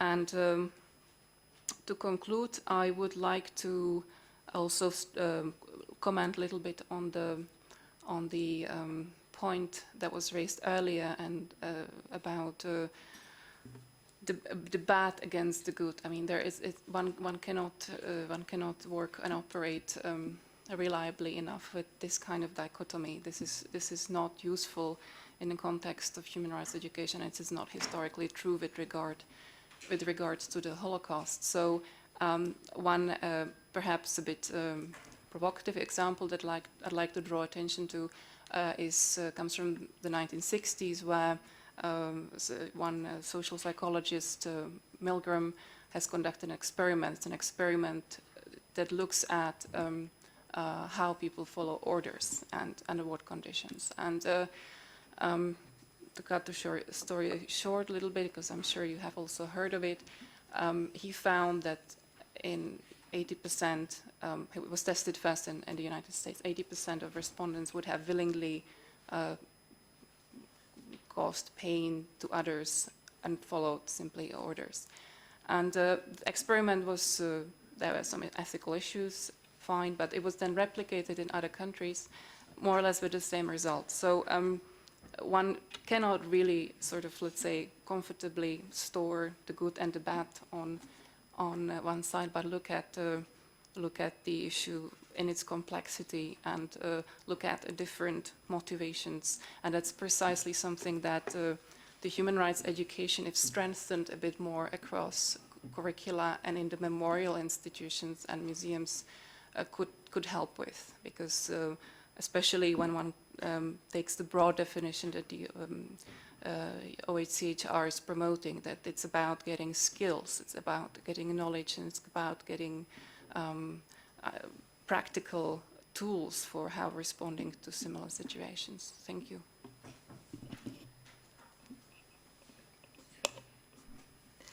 Thank you very much for these first two talks. Now moving on to the second half of this panel with Mr. Tavitian, and I'll give you the floor. Thank you, Caroline. I'd like to start by briefly thanking the organizers, in particular Mr. Rinaldi, for organizing, for taking the initiative of organizing this seminar on the first anniversary, or on the first European Day for the commemoration of the righteous. I think it's very important. It was very important that something that the European Parliament should be present on this day, and so credit to yourself, and credit, of course, to the other parliamentarians who supported the declaration last year. It's been said, I represent here an Armenian organization called the Armenian General Benevolent Union, and I represent them with the European institutions. But I'm not here to talk about our organization's work or point of view, but to talk of the work of Garivo, which is the Italian organization that pioneered the commemoration of the righteous. Still, I'll say just a couple of words on our organization. We're an international organization, so Armenian, first established in 1906, with a very broad mandate covering culture, education, humanitarian work, social work, and also advocacy. And I think the complementarity of our different fields of activity adds to our perspective on the issues we advocate about. And of course, inevitably, in the case of an Armenian organization, the whole last century for Armenians all around the world has been shaped by the genocide of 1915, and we're still living, the issue is still, way you look at it, whatever your philosophical approach to the issue, is still an issue you cannot just sweep from the table. And I would say, unfortunately, I wish it could be, but we have to live with it. On to the righteous then. 25 years ago, I think many of us thought, for those of us who were involved in these issues, many of us thought that genocides were a thing of the past. And the last 25 years have shown that they were not. We've had Yugoslavia, we've had Rwanda, we've had many other examples, genocides and mass crimes. Secondly, so that's one reason why we need to try and, we still need to try and find new solutions, new ways of preventing genocide. And another thing to look at is that those groups that have undergone genocide, as I was saying, it's not just the case of the Armenians, are still living with the consequences. The conflicts that have been generated or exacerbated, the dispersion, and in the case of Israel, a transformation of the conflict, the Jews, now the Jews are in conflict with the Arab world, or the Jews of Israel are in conflict with the Arab world, and there's direct connection between these two. So we still live with the consequences of the genocides of the past, and these are at least two good reasons why we need to think very hard now still on ways to avoid the genocides of the future and to heal the wounds of the genocides of the past.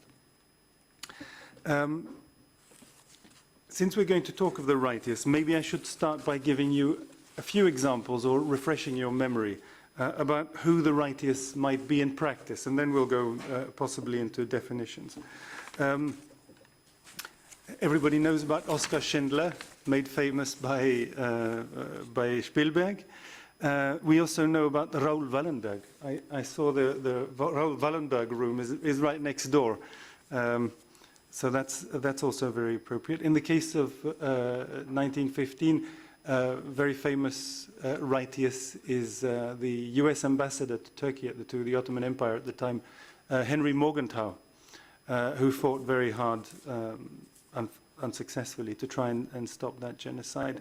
I'd like to mention a couple of stories you may not have heard of. And this one's particularly interesting. It's actually two very short stories. And the first at 50 years interval. The first is the story of Giorgio Perlasca, who was Spanish consul in Budapest during World War II. And he provided hundreds of Spanish passports to Jews in that country. 50 years later, an Italian consul in Rwanda, who had been inspired by Perlasca's story, did exactly the same for Tutsis during the genocide, and he helped them to leave the country. He saved an estimated 2,000 Tutsis. His name is Pier Antonio Costa, and he himself says that he was inspired by the story of his predecessor 50 years later. And I think that really shows it's a very good illustration that commemorating or remembering has uses. You never know who will make use of that memory, but in this case it saved 2,000 lives. And to mention one example from 1915, the Armenians of Kütahya near Ankara were not deported. It was the only part of Turkey where there was no deportation. No, not true. There were a couple of Izmir and Smyrna and Istanbul were left aside more or less.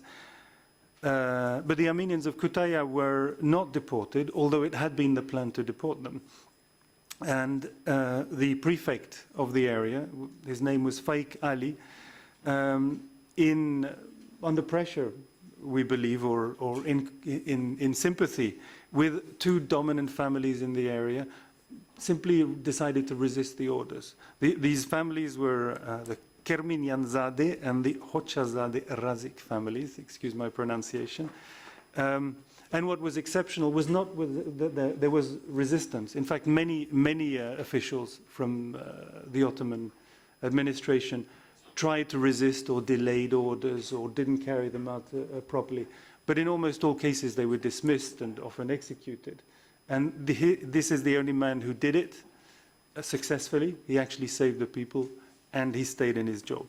Why, I couldn't tell you.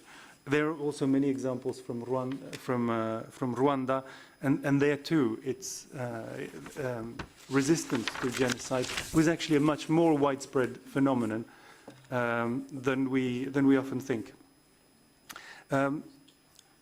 Very briefly on the origins of the idea, the notion of the righteous is an ancient one in Christian and Jewish tradition, but in Jewish tradition, the idea of the righteous among the nations refers specifically to a non-Jew who has acted favorably to save Jews or to protect them. And the idea was passed in, or the notion was passed in law in Israel in 1953. And finally acted upon from 1961 when Israel began to officially recognize non-Israelis, non-Jews as righteous, and they were essentially people who had saved Jews during the Holocaust.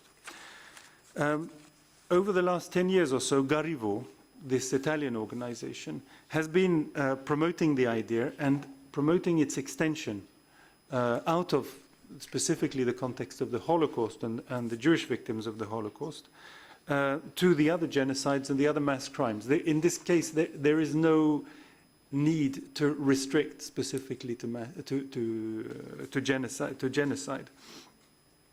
Garrigo's approach has been to universalize the notion, and at this point, possibly, I might give you a very brief, my favorite definition of the righteous. The righteous would refer to those who have intervened to interrupt, through an unexpected act, within their scope of responsibility, within their specific context, the chain of evil which they were the witness of. So these are people taking the opportunity, where within their sphere of responsibility, to stop the chain of evil. And I might say that probably heroism or courage, physical courage, may not be the prime characteristic of the righteous. You might think of the SS on the Eastern Front. Those were brave people. They had physical courage and were prepared to die. They were just prepared to die for the wrong things.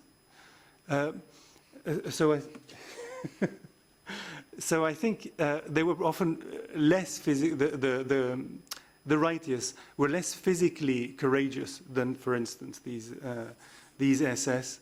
They just had the right moral instincts or the right moral references. That's what is worth exploring. In Jerusalem, there is a garden of the righteous, and Garrigo has used this example and pioneered new gardens for the righteous in several Italian cities, as well as in Rwanda, Bosnia, and Armenia, and hopefully in the future elsewhere. In Bosnia and Armenia in particular, the memory of the righteous has been promoted by Svetlana Broz in Sarajevo and Yolande Mukagasana in Kigali as a necessary step to promote reconciliation between ethnic groups. And that's another a very practical purpose of commemorating the righteous. For the Muslims of Bosnia and the Tutsis of Rwanda, who were the victims, honoring the righteous is a way to find hope and to recover a lost faith in humanity and avoiding the generalization of hatred or expressions of revenge. And for the Armenians, the idea of the righteous also extends to those who, up until now, have had the courage to speak out on the Armenian genocide. And here I would like to mention Rajib Zarakolu, a remarkable publisher in Istanbul, who has stayed in Turkey in spite of everything, and spent half of his published books on minorities in general, human rights in general, including the Armenian genocide, and has spent half of his life in jail for his work. And of course, Garrigo last year approached the European Parliament and proposed the adoption of a declaration for the commemoration of the righteous. And they were heard by the members of the Parliament, including by Mr. Rinaldi. And thanks to their efforts, we now have a day for the commemoration of the righteous. A couple of words, if I may, on why this commemoration is important.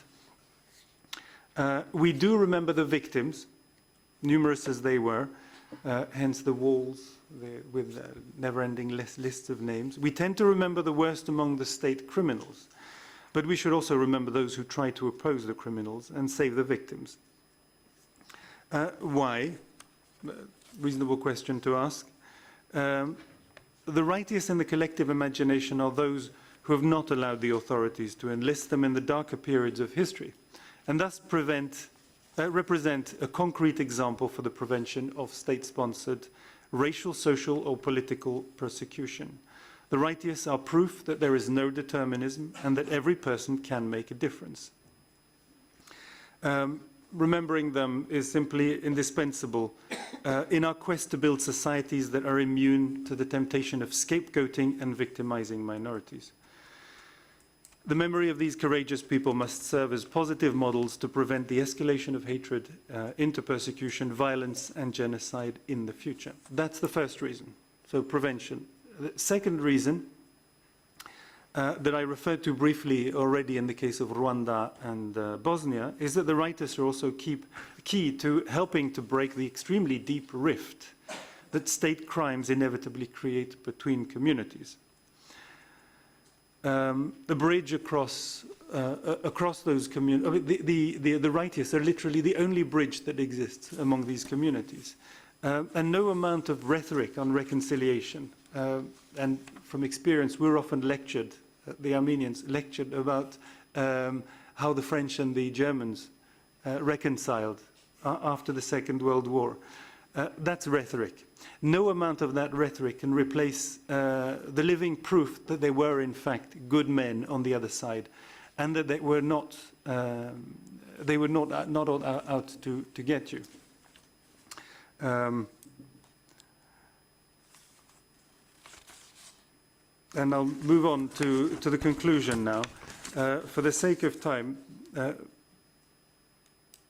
the idea of another commemoration may not be such an exciting proposition if it is to be only the occasion of complacent and moralizing speeches about the past. But that is not what this is about, and I'm happy to be echoing what Mr. Rinaldi and other speakers said. This is about remembering, not commemoration, and remembering is quite simply how we learn. If we suppress a memory, we fail to learn. What is more, if we fail to speak about what we remember, how do we know we will have the courage to act when the moment happens? And that's important too.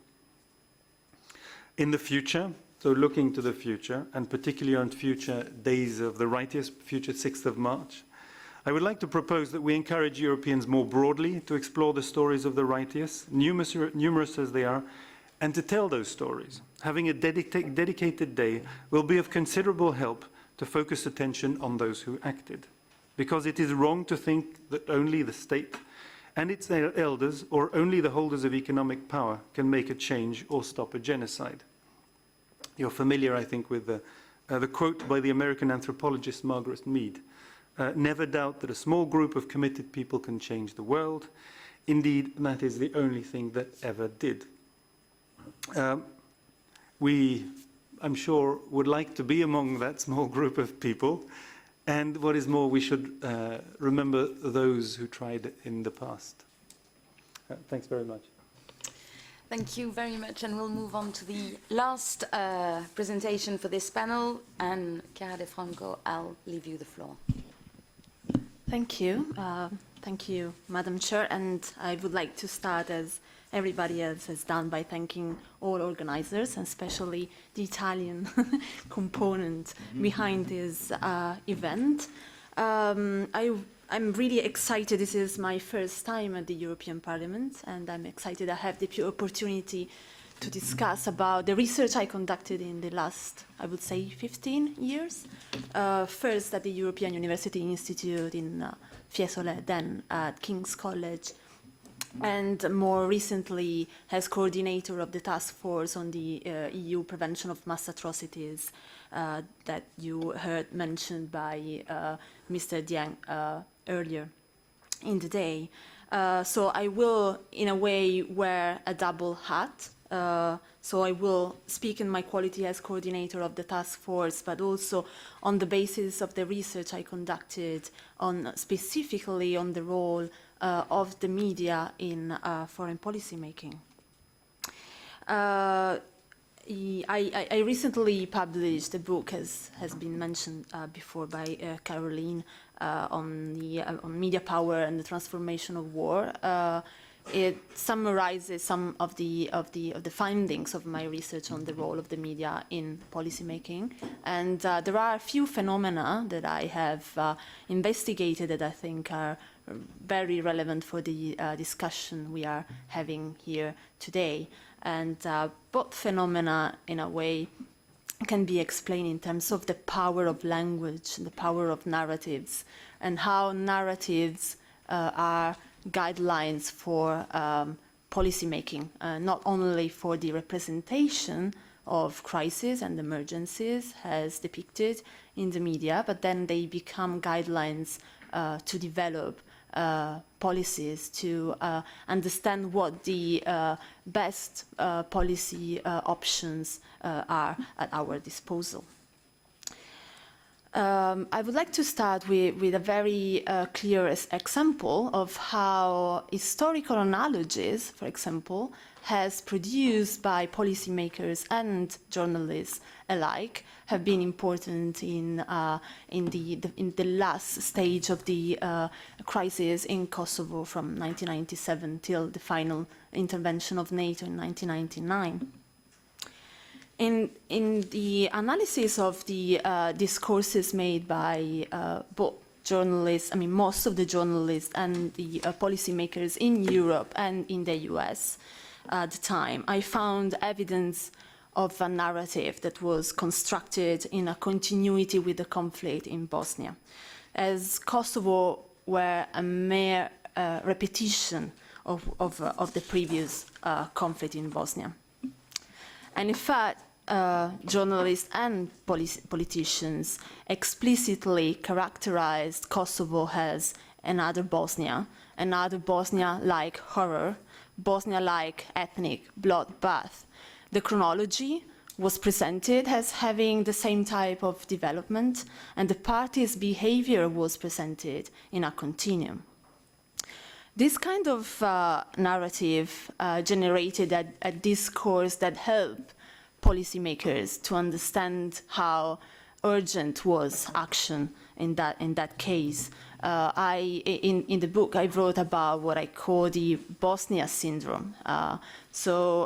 Most of the people involved in policymaking at the time at the UN, especially, and in the US government, had this perception that another Bosnia was happening, that it has to be halted, and so this kind of narrative did affect policy practices. This example, I think, it makes it very clear how not only remembrance, but the translation of remembrance in a narrative that is used as a base to develop policy making can be so key, so crucial to basically also design the policy action. And of course, I would also like to underline that it can have a dark side. I mean, in terms of, for example, stimulating dialogue between the parties, it can be problematic if this narrative does not allow us to always understand the reasons and the motivations of all parties in a conflict that I think, to a certain extent, has happened in Kosovo. It is also interesting to of course, to understand what is the specific role of the media in this process, because I would say that the media do act as operationalizers, if I may say, of memory in a way. So they translate memory into something that becomes present, and this is done producing narratives. And even when we say that today's world is dominated by images, but I think it is important to stress that yes, it is true, images do worth 1,000 words, but at the same time we do interpret images through pre-existing narratives. The images are not like blind canvas. I mean, they are always read on the basis of pre-existing narratives. A corollary of this kind of reflection, I think, is really like a necessary reflection on the importance of language in policy making. And in the course of the work of the task force, for example, we have noted that maybe the EU could make a better work in making very explicit its commitment to the prevention of mass atrocities also in official languages, and by also selecting a specific language that is different from the one of conflict prevention. As coordinator of the task force, I would like to stress, in fact, that we believe there is a difference between conflict prevention and mass atrocity prevention, and that this must be reflected in EU official policy documents and also in the statements of the main policymakers within the EU. And this is for several reasons. First of all, mass atrocities are unlawful acts that always need to be prevented, while instead in the case of conflicts we can imagine circumstances and reasons for why harms can be a legitimate way to for states or within states to solve conflicts. Mass atrocities can also occur outside time of violent armed conflict, and also, especially after a conflict has ended. And even when conflict prevention has failed, it's never too late to halt mass atrocities. And we also believe that in the forecasting, detecting, preventing, and stopping of mass atrocities, we do need a specific lens. That is, we call it a mass atrocity lens that make it possible to identify the risk of mass atrocity, but also to understand how to respond to it in a preventive way. And on the basis of our research, we came to the conclusion that that there's nowhere in the EU system these mass atrocity lenses are used. An example we also made in the report that I think has been circulated, and I hope you will all read. We gave an example that is referring precisely to Rwanda. Has in that case the Council issued a declaration that at the same time was asking the parties to stop violence acts, but at the same time also to negotiate and end the conflict. And we stressed that had the mass atrocity lens been used, the EU might have focused more on the steps that were necessary to end the genocide itself, instead of stressing the need of end the conflict. For us, the two things are different. So one of our recommendations, the first one, is really that that the EU should make an explicit commitment to prevent mass atrocities and underline mass atrocities, not conflict. Well, because at the moment, most of the official documents, including the Lisbon Treaty, are emphasizing the need to prevent conflict, not really mass atrocities. And in a way, this is also about remembrance, and it's also about lesson learning. Learning about previous mistake and taking really seriously the academic research that has now shown that making a difference between mass atrocity prevention and conflict prevention is not just a matter of superficial labeling, but it has consequences on the actions that then are taken. Again, this is about the power of language and how language can, in a way, produce different forms of understanding of a situation and therefore of action. And of course, being more specific in terms of commitment to prevent mass atrocities would mean also that the EU would become accountable for misaction or inaction. If you think about it, at the moment, when prevention fails, it is usually the UN to be blamed, or the international community, which is a pretty meaningless category. So the moment the EU becomes very explicit in that commitment, of course, it would be called, to explain the reason why it didn't act, or also in the case of wrong action.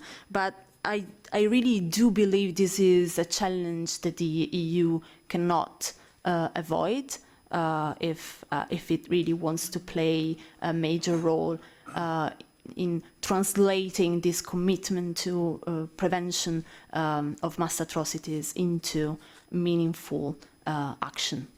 Thank you. Thank you very much for all our speakers this morning. We do have a bit of time for questions. So, please. Yes, please. My question for the panel is, in the last intervention, we heard about the importance of narratives, and inspired by the precedent intervention as well, what would you think is the space for a narrative of the righteous in this, what you call the mass atrocities lens, to prevent mass atrocities? How can we integrate that? Because it seems to me it's probably a fundamental point. Shall I reply immediately? Yes. Yeah, I think it is very important, and I think the previous speaker, I think we all appreciate his intervention, because, I mean, it gave us the opportunity to remember through some very concrete stories, because, I mean, we can talk about this abstract, idea of the races, but at the same time, we really need to remember in the specific what these people did. So in terms of, I mean, I think within the European Union we need policymakers to first of all be stronger in producing a narrative of prevention in general, because these organizations too often just respond to crisis instead of preventing. But it's not just this organization. I think it's a problem that is widespread, and that interests also member states. And I think that one way of also then moving from a culture and a narrative of prevention to a specific narrative of prevention of mass atrocities is also, of course, relating continuously but carefully the past and what has been done in the past, and how this can produce lessons learned, basically. Thank you. Yes, Michael. Follow-up to Nicholas's point about the where to look for those who could be classified as righteous. One can find them in some most unusual places. I remember a few years ago going through the materials in the National Archives in Washington, the US intelligence materials, and discovering that Wallenberg was supported by US intelligence with a number of subfields of agents who were both engaged in rescue missions of Jews from the Balkan regions, but were also doing so for a range of motivations, which included both humanitarian but also intelligence gathering, rescuing people from militarily occupied areas who are facing extermination also generates an awful lot of military data. So one doesn't have to necessarily have a righteous motivation to belong to the righteous in that sense, or not an unambiguously righteous motivation, but maybe it's actions, not motivations, that are really important.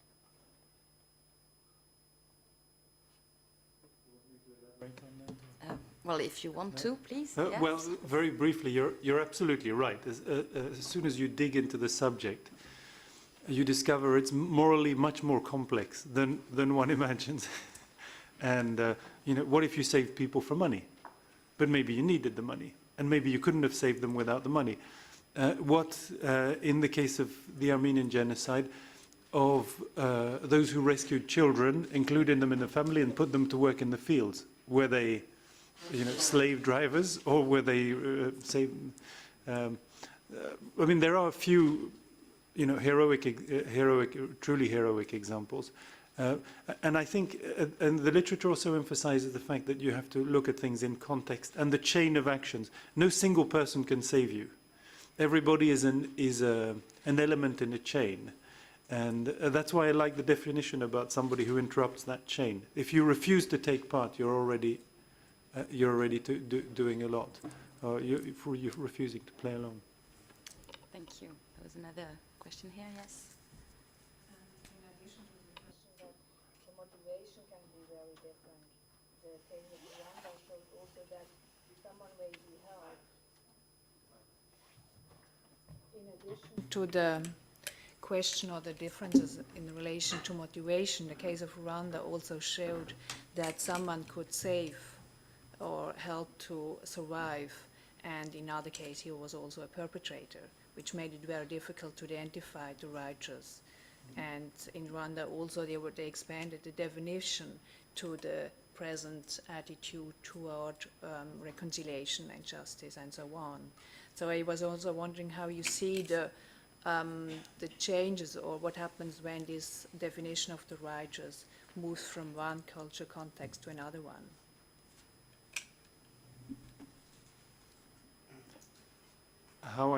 I think, I mean, the definition of the righteous has to be applied to that context.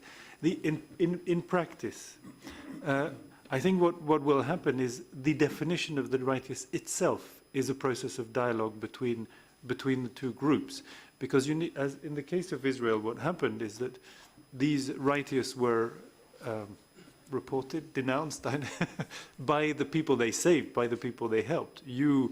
You know, your parents, or you yourself, managed to escape from the Nazis in Poland, and you would say, you know, this man, and then there's an investigation that goes on. But there's a process of, you know, an organic process of definition, I suppose. Thank you. Yes, I would just like to, just as a follow-up to what you just said, well, of course, then we have a problem, because we might have a nice definition, but like with the process of the righteous for the Holocaust, you need survivors, and very often from testimonies and what we read, probably the righteous would be the last one to want to be thanked in a way. So even if we have a nice definition, I think probably sadly, unlike for the victims, we can't have a full list of names. That would be very difficult. Yes, but that is sorry, I'll respond again. But that's why it's such an important job to do, because you precisely overcoming those obstacles. I mean, those obstacles are the very evidence that you still have a serious problem.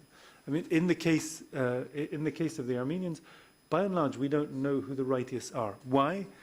Because nobody in Turkey was proud, or if they were proud, they were only secretly proud until recently, that they saved Armenians. And Armenians were not, busy with their conflict with the whole country as a whole, and have been victimized in their eyes by the country as a whole. They were not interested in public memory, in the commemorating publicly the few guys on the other side who helped Armenians. So you have that's why you have such a deep rift, because you have a whole country, I mean, basically two countries, or the perception of two peoples. One, well, I don't know if you, I suppose most people in this room know the situation, so I won't go into the details. And that's why it's still important today to go and look for them. Of course, it's much more difficult today, because not only will they not speak, they're dead. The witnesses are dead. It's 100 years ago almost. But there is, we have information. There are, there is a lot of, there are many written accounts. There's family memories, and this is not a legal process. You don't need 100% certainty. You just need the victims to recognize, or the descendants. I mean, my grandparents were saved by an Ottoman dignitary. Whilst the authorities in Istanbul were, the police came to their house on 24th of April 1915 to arrest, anyway, my great-grandfather, and he was out of town. They heard about it. They were informed that there was a problem. Didn't know what the problem was. Managed to find somebody to protect them for the duration of, for the duration. So I don't know this person. I wouldn't know how to find them. But we can track them down. I mean, so we have traces. We have witnesses, and I think in every family you would have that. So that was applied to the case I know best. Yes, in Rwanda and in other places where you have a conflict still, it's a tricky subject. But maybe for next year we won't have all the names. It could take a few years, but I think it's important to embark on the process. Thank you. There was another question just next. I would like to say that there was a few years ago the EU Council. They had this framework decision on racism and xenophobia. It was a top-down, as it was mentioned from one of the panelists. So it's interesting, but that was a really good instrument for especially preventing in Europe what happened. Maybe someone from the EU officials could elaborate more on that, or speak as to why it did not move on as it should have moved on. And maybe if this procedure could engage the newly appointed human rights special representatives of the EU as the human rights on this issue of the right use, remembrance of if anything such has happened before. So, yeah. Thank you. No? No, there's no answer. Or a quick answer. Apologies. I was interrupted with some communications with my secretariat, so I lost most of your questions. And just to follow the beginning because of the organization of the lunch. So, not really answer. I think it was a question dealing with the yes, and why it has remained dead letter. Basically, was that yes? If the human rights, or if the EU special rep on human rights has been engaged more on this. Well, I'm not sure it is really dead in the sense that the EU established an agency which every year is supposed to monitor the situation in our member states, which is the agency in Vienna, and to publish a report which is discussed also here in the Parliament. The EU has taken some action about a specific situation in member states, including sometimes about Italy, and recently on the overall constitutional process in Hungary. Nevertheless, we have some kind of legal protections through the adoption of the Charter of the Fundamental Rights. But whenever we go in taking action on what's happening in the member states, by definition, we are weaker than when we compare the aptitude we take with the third countries. Because of, well, community, interference, accusations, everybody has something to hide, and so on. But I have to say the dynamic is there. I don't think it's a dead letter. It's something which has been taken as a framework decision, and then nothing happened. There are many different fields of human rights abuses within the EU and acts of xenophobia, anti-Semitism, racism, which are discussed, followed up by the Parliament, by the Commission, sometimes in Strasbourg through the different body, which is the Council of Europe. Sometimes we come also to some kind of solution, and sometimes it is just actions and words and declarations which provide a sort of theoretical or moral protection, but not really actions. And there we can see really the limits of this kind of action. But it is a process which is, in my opinion, on its track.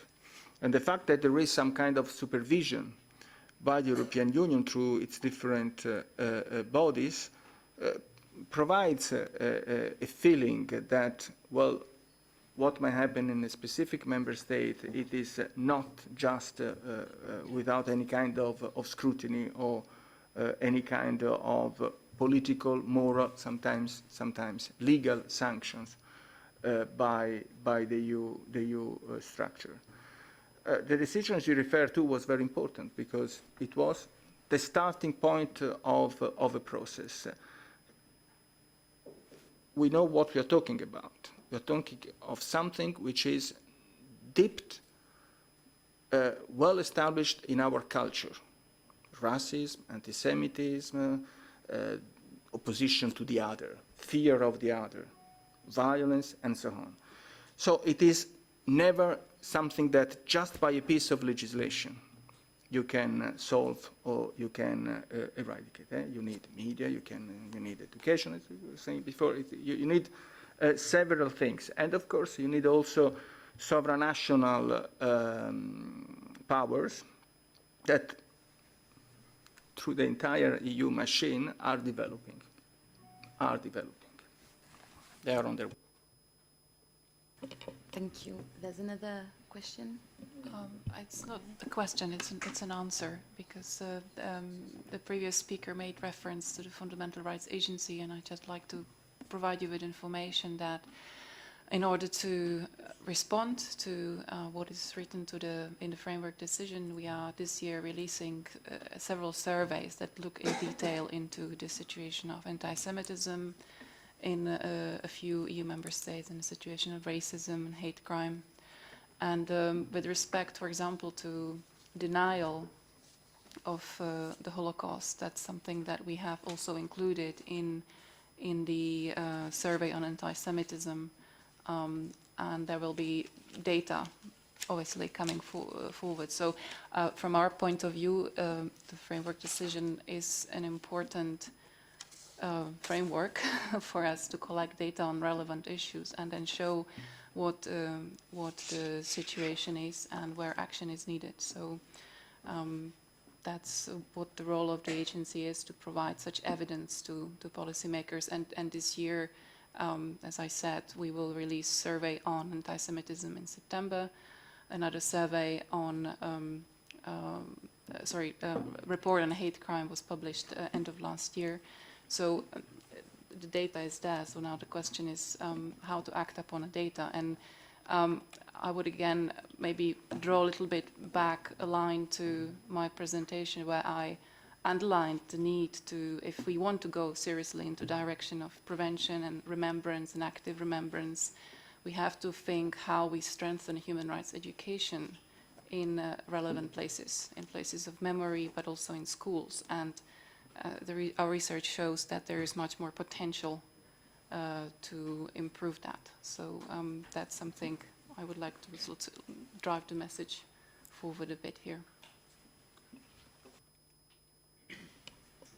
There's one more question. Okay, I will just ask you to be quick though, because I'm conscious with time. So two more points, and then I'll just take the two questions together. Thank you. I want to ask the first speaker, Mr. Rinaldi. I will first say that I have been impressed by this initiative of the European Union to make the 6th of March a day to commemorate those writers.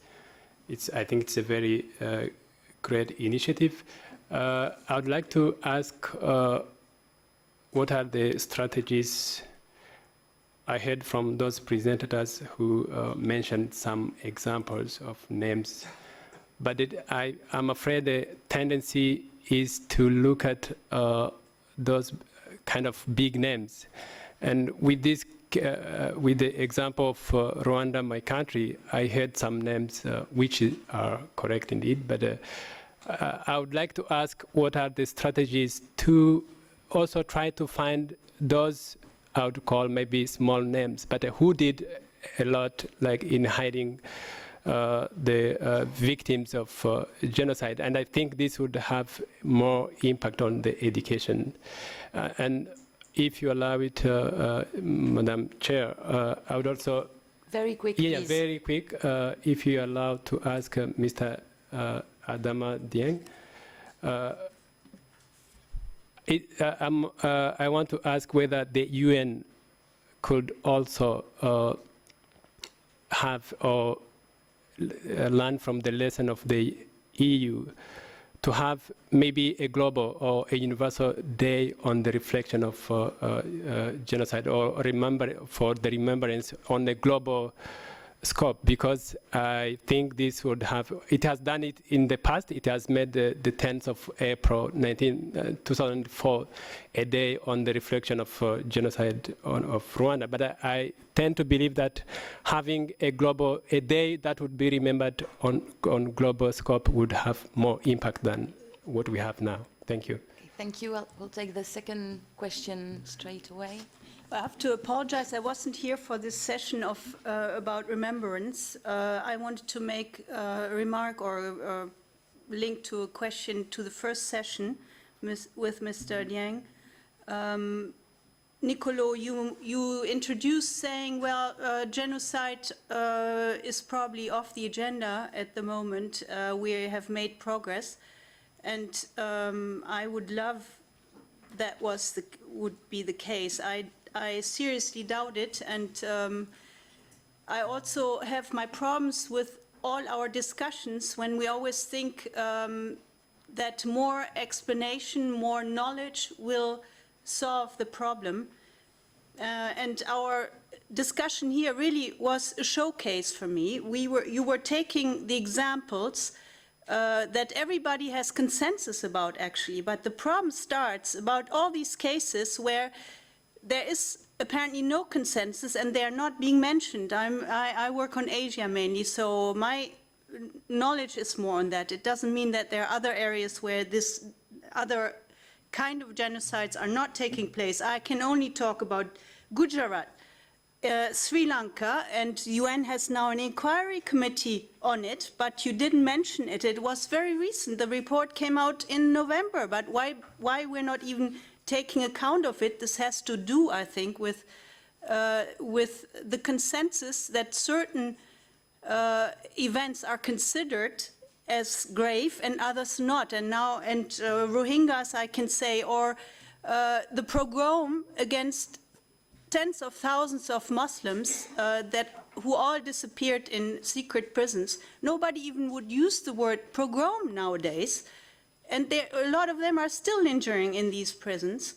But it's the United States who committed it, and there's certain consensus that certain powers or certain conditions cannot commit genocide. And now I'm coming to my main problem I see the whole time.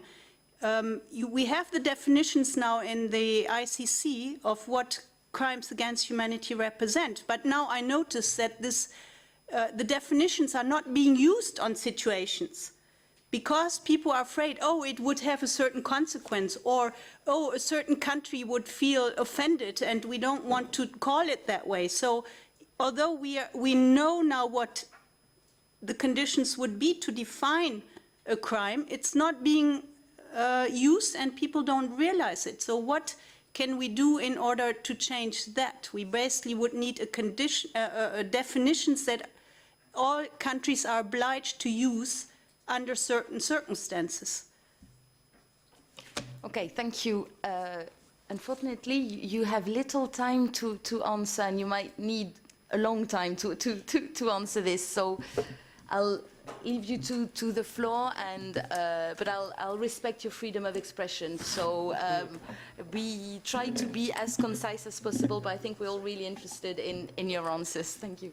I'll try to be short. I don't think genocide is off the agenda. I didn't say that.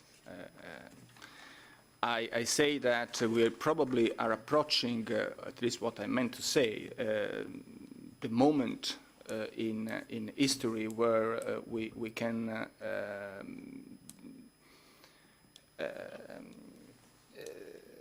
believe that we are moving through a free genocide society. I also said that no process is with no reverse, and that we can always fear that things might take also the other directions. And I mentioned genocide.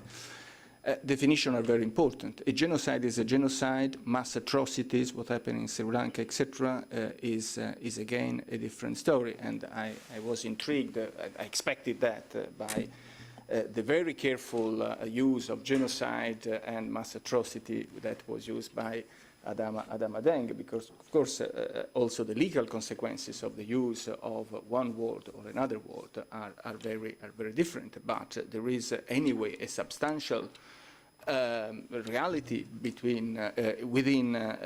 behind a genocide, which, in my opinion, make it different from what is crime against humanity or even mass atrocities. Anyway, it is a process once again, and there is so much that is done in terms of EU decisions, publishing books, a conference, awareness, etc., which is never enough. And I said, I think very clear, we can be satisfied of the dynamic which has been actually put in place on one side. On the other side, we live in a world of contradictions, and we need to do always much more.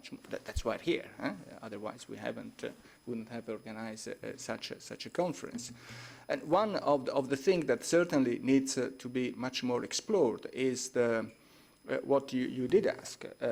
What about not the big names? I would say not just the big names, also the big institutions or the big initiatives, because then there is a huge reality which is made by women, men, their stories really have a lot of problems in coming up in order to be valorized, in order to be well known, and there are a lot of places, small communities, smaller institutions where actions need to be taken, and actually sometimes is also taken, but not much is done in order to be more known. Well, I have to say. Parliament, in the Parliament, at least we try to be an open institution. Later on, I might say that during the presentation of our guest over the lunch. But whenever we have people who come up with ideas, I'm talking about individuals, NGOs, big or small associations. We try to be receptive, to listen, and as far as possible to provide actual, factive, substantial support for their initiative. Here with us, for instance, we have Joseph Kabanda, who is an activist of Ibuka. We met, years ago. He has organized a very interesting activity, which is an exhibition about cartoons on the Rwanda genocide. Cartoons which were published at that time on the international press. And it is another way to preserve memory. It is another way and this exhibition, it has been hosted, he proposed, it has been hosted here in the Parliament, actually not here in our Strasbourg headquarters. Then he has been traveling everywhere in the United Nations, in Geneva, New York, he went to Toronto, different European capitals. Well, it was an individual initiative. Somebody who actually wanted to had this idea and made such long work on collecting cartoons about the genocide. And I can tell you, I saw I hosted the exhibition. It's very powerful, much more than what you could expect about cartoons. So, but it's an endless job. Because there are so many witnesses, there are so many voices that are just there and need to be discovered and need to be supported in coming up. Victims, righteous people, perpetrators to be underlined, and so on. That's the challenge.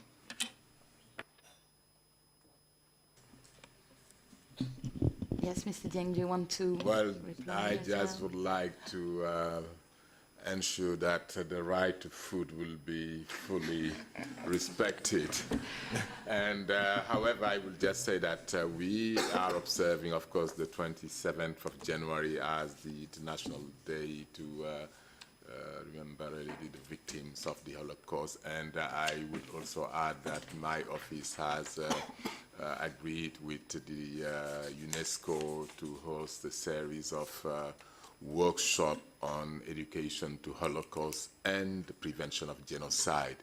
And also regarding the naming, unfortunately, the then head of the African Union, my good friend Alpha Omar Konare, I did recommend even that a medal be named after Captain Baijani, who died while saving the Tutsi in Rwanda, despite the fact that the UNAMIR was there watching the killing, the extermination of the Tutsi people. So that is to say that we definitely need, as you rightly said, pay tribute also to those righteous who today are forgotten. But thank God the Rwandan people did not forget. And there are a number of heroes, righteous, who have been celebrated, who are being remembered in Rwanda. Thank you. I'm very glad to be able to chair this panel on prevention. My role is primarily devoted to prevention. I'm the Director of Research and Cooperation at the Budapest Center for the International Prevention of Genocide and Mass Atrocities, but as well a Fellow of the European Center for International Affairs. The Budapest Center, I think we will hear later on from Mr. Gheorghe Tatar, which is the Executive Director. We are very grateful for co-leading in the organization of this wonderful program. Let me start by giving the word. I will not take the floor so much, but let me start just by introducing the first panelist. Dr. Eckhard Strauss is a human rights lawyer, and he has been for many years supporting the international efforts in the prevention of genocide and mass atrocities. In particular, he has worked in the establishment of the UN Office for the Special Advisor on the Prevention of Genocide, and then he has turned into the work of the Office of the High Commissioner for Human Rights in New York, and he's supporting the Budapest Center for already a few years in the prevention of genocide, and especially into organizing the methodology of our center. But most important, he's one of the members of the task force for the European Union Prevention of Mass Atrocities, and has now the floor to present us the findings of the report, and also what are the recommendations that we already shared thanks to Chiara De Franco, but also to Adama Dieng in the previous session. Thank you. The floor is yours. Thank you very much, Enzo, and good afternoon to all of you. Since the report was released here in Brussels yesterday, and it was mentioned already by Adama Dieng and a few others, I think it's now time to actually tell you what is in the report. We think that the work of the task force is in fact very closely related to the European Day of the Remembrance of the Writers. In particular with the duty, with the implementation of the duty of the institutions of the European Union, but also of its member states to draw the consequences from past failures to prevent or halt mass atrocities. We think that this duty derives not least from the remembrance of those, and we heard examples this morning, who actually stood up against evil and upheld the rights and values that I think all Europeans consider as being the common value of this whole effort of European integration. So I will, in the following, just shortly introduce the methodology that we chose. I will give you the main findings. You have the report in front of you. I'm not going to be very extensive on that. And then I would like to give you a few thoughts about how this could be implemented, also in the context of what we are discussing today with the Day of the Remembrance of the Writers. The task force was initiated by the Budapest Center on the International Prevention of Genocide and Mass Atrocities. It was following a similar initiative in the United States that was there initiated by the Holocaust Memorial Museum, the American Academy of Diplomacy, and the United States Institute of Peace, which dated back from 2008. There were a number of conferences in Europe following that year, and in 2012, finally, the Budapest Center decided to gather 12 experts from different areas of life and disciplines to review the existing approaches and tools in the European Union for the prevention of mass atrocities and to make recommendations how to optimize the response in emerging situations. The Budapest Center took this initiative as a part of its aspirations to support the European Union's commitment to mass atrocity prevention, which is expressed in a number of documents and many public statements of the Union, in particular in the context of the United Nations. As a task force, we met 4 times in London, Paris, Brussels, and Berlin, where we discussed among ourselves the preliminary findings and then had workshops with experts whom we invited and practitioners to have like a sounding board for our preliminary findings. We took a lot of time, each of us, to review the most recent research and academic writing about it. We also took a lot of time to undertake confidential interviews with practitioners, policymakers, civil society, members of parliament in different European capitals and here in Brussels. And I think the final report that you have in front of you now reflects the findings in a very condensed form, which is mainly targeted as policymakers in Brussels and in the capitals. There's more detailed analysis available of what we found and what we did in so-called state-of-the-art papers that you find on the webpage. So what are the main findings of the task force that we try to present in the report? I think first of all it's important to clarify that for the purposes of our work we defined mass atrocities as entailing forms of extreme violence, killings, rape and maiming, which must be inflicted on a large number of people, or there must be a risk that they are inflicted at a large number of people. And in that definition, they encompass some of the elements, but not all, of crimes against humanity, war crimes, and genocide. That's important in the context of the responsibility to protect, which choose like a similar approach.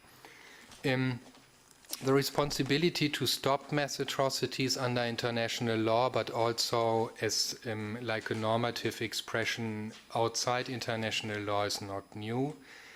But at least during the past 2 decades since the genocide in Rwanda, there is a significant momentum of looking into the prevention of these particular crimes. And the latest since the 2005 World Summit outcome document on the responsibility to protect, I think we see important developments at the level of the United Nations, but also the member states, to actually try to implement these responsibilities. And Adama, I think, gave an extensive list in his speech of what the developments are at the moment.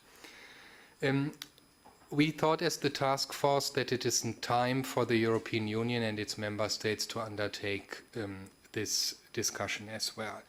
And we thought in the course of the year where we undertook our work that Libya, Syria, developments in DRC should be enough motivation for the European Union to actually look into its own role to prevent these type of mass atrocities. It's important to recall that the European Union has an obligation to try to prevent mass atrocities. There's the moral responsibility. We heard this, I think, during the lunch speech with regard to colonialism and so on. There's a lot of, like our own contributions to subsequent mass atrocities. There were mass atrocities committed in Europe as late as 1999. I think we also made indirect contributions to many of the policy objectives we followed in Africa and Asia, so we think there's enough reason for Europe to look into this. We also have, as I mentioned, the public statements of European member states and the Union as such in support of responsibility to protect at the UN General Assembly. And we think that there should be a strong self-interest of the Union, because if you look at the research and the experience in peace building in countries which underwent mass atrocities, these events have tremendous impact in undermining development policies, leading to exoduses of large number of people. They can destabilize neighboring countries and regions. They create lasting disruptions of society, and they often are at the basis of future conflict. So we think that there should be a self-interest of the European Union in addressing those. We also think that looking at the global scale and the to be expected limited role of the European Union with regard to development and economic power, that the claim to be a principled international actor and the credibility to promote international norms is something that is undermined if we don't take action in this type of situations. We try to build in this report the case that the European Union can and should build on its existing policies, on its existing instruments to use it for the prevention of mass atrocities. We are not promoting a completely new policy area with very expensive structures. We think we identified 4 core problems for the European Union. The first one is mass atrocity prevention is very rarely mentioned in UN documents. We tried to make an inventory of those, and you come to very limited policy statements officially of the Union, despite the commitment on the promotion and protection of human rights and despite the public statements in support of R2P. Secondly, in integrating a preventive mindset in general into the EU foreign policy making seems to be an extraordinary challenge. It's a similar experience in other international organizations, and you see this dominant focus on crisis management, especially within the Council. And thirdly, we think that these ongoing efforts on conflict prevention and human rights policies need to include a distinct, what we called a mass atrocity lens in intelligence, in policy making, and in planning capacities. And fourth, there's a problem of coordination within the European Union, as well as the collaboration with the member states and with local and international partners in those particular situations, we can discuss the recent experience in Mali and other situations if you like during the discussions.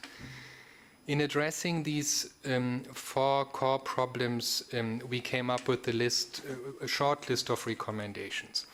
The first recommendation is that the European Union should make an explicit commitment to preventing mass atrocities. There are different practical ways to do it. The European Council could include a reference to mass atrocities as a threat to the EU's values and norms in the next update of the European Security Strategy.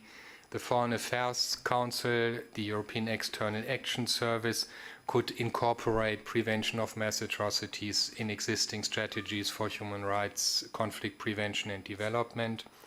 And then we think, because we are in the European Parliament, individual European party families could actually pass resolutions and take this issue up in their own activities here in the European Parliament, and they could try to reach out to their national partners in national parliaments to take it up as well.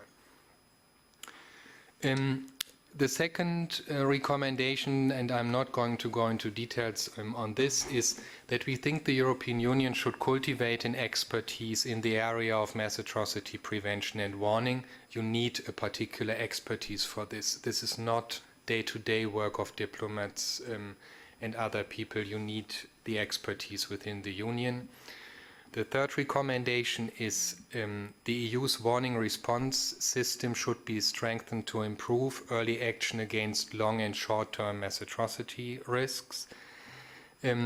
This could be achieved, which is one of the central recommendations we try to submit, by appointing a special advisor, which is closely tied to existing structures, and where prevention is in the mandate of that person to undertake and represent this mass atrocity lens.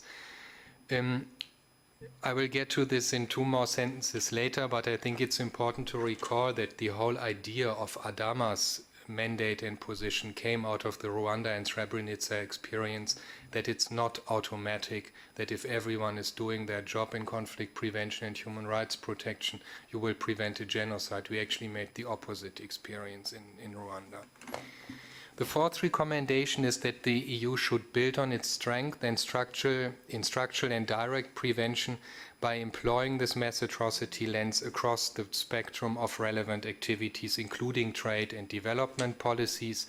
In this context, we can talk about conditionality, a couple of other things if you want in the discussion. Fifth recommendation, the EU's capability to react quickly to mass atrocities should be improved by better contingency planning for situations of imminent and ongoing mass atrocities, and to identify and to plan these scenarios in situations where we actually observe that structural prevention appears to be failing or the time frame appears to be too large. Sixth recommendation and final one is that the EU should cooperate more closely with those actors to prevent mass atrocities. There is a body of expertise present in other organizations, in civil society, in academia by now. I think it's time for the European Union to draw on this expertise for its own decision making and strategy planning. So shortly about how can we implement all of this, because we heard yesterday from many it's an ambitious agenda, and I think we agree it's nothing that can happen short term and quickly. But I would like to concentrate on this core recommendation of the task force, that this mass atrocity lens is important to develop.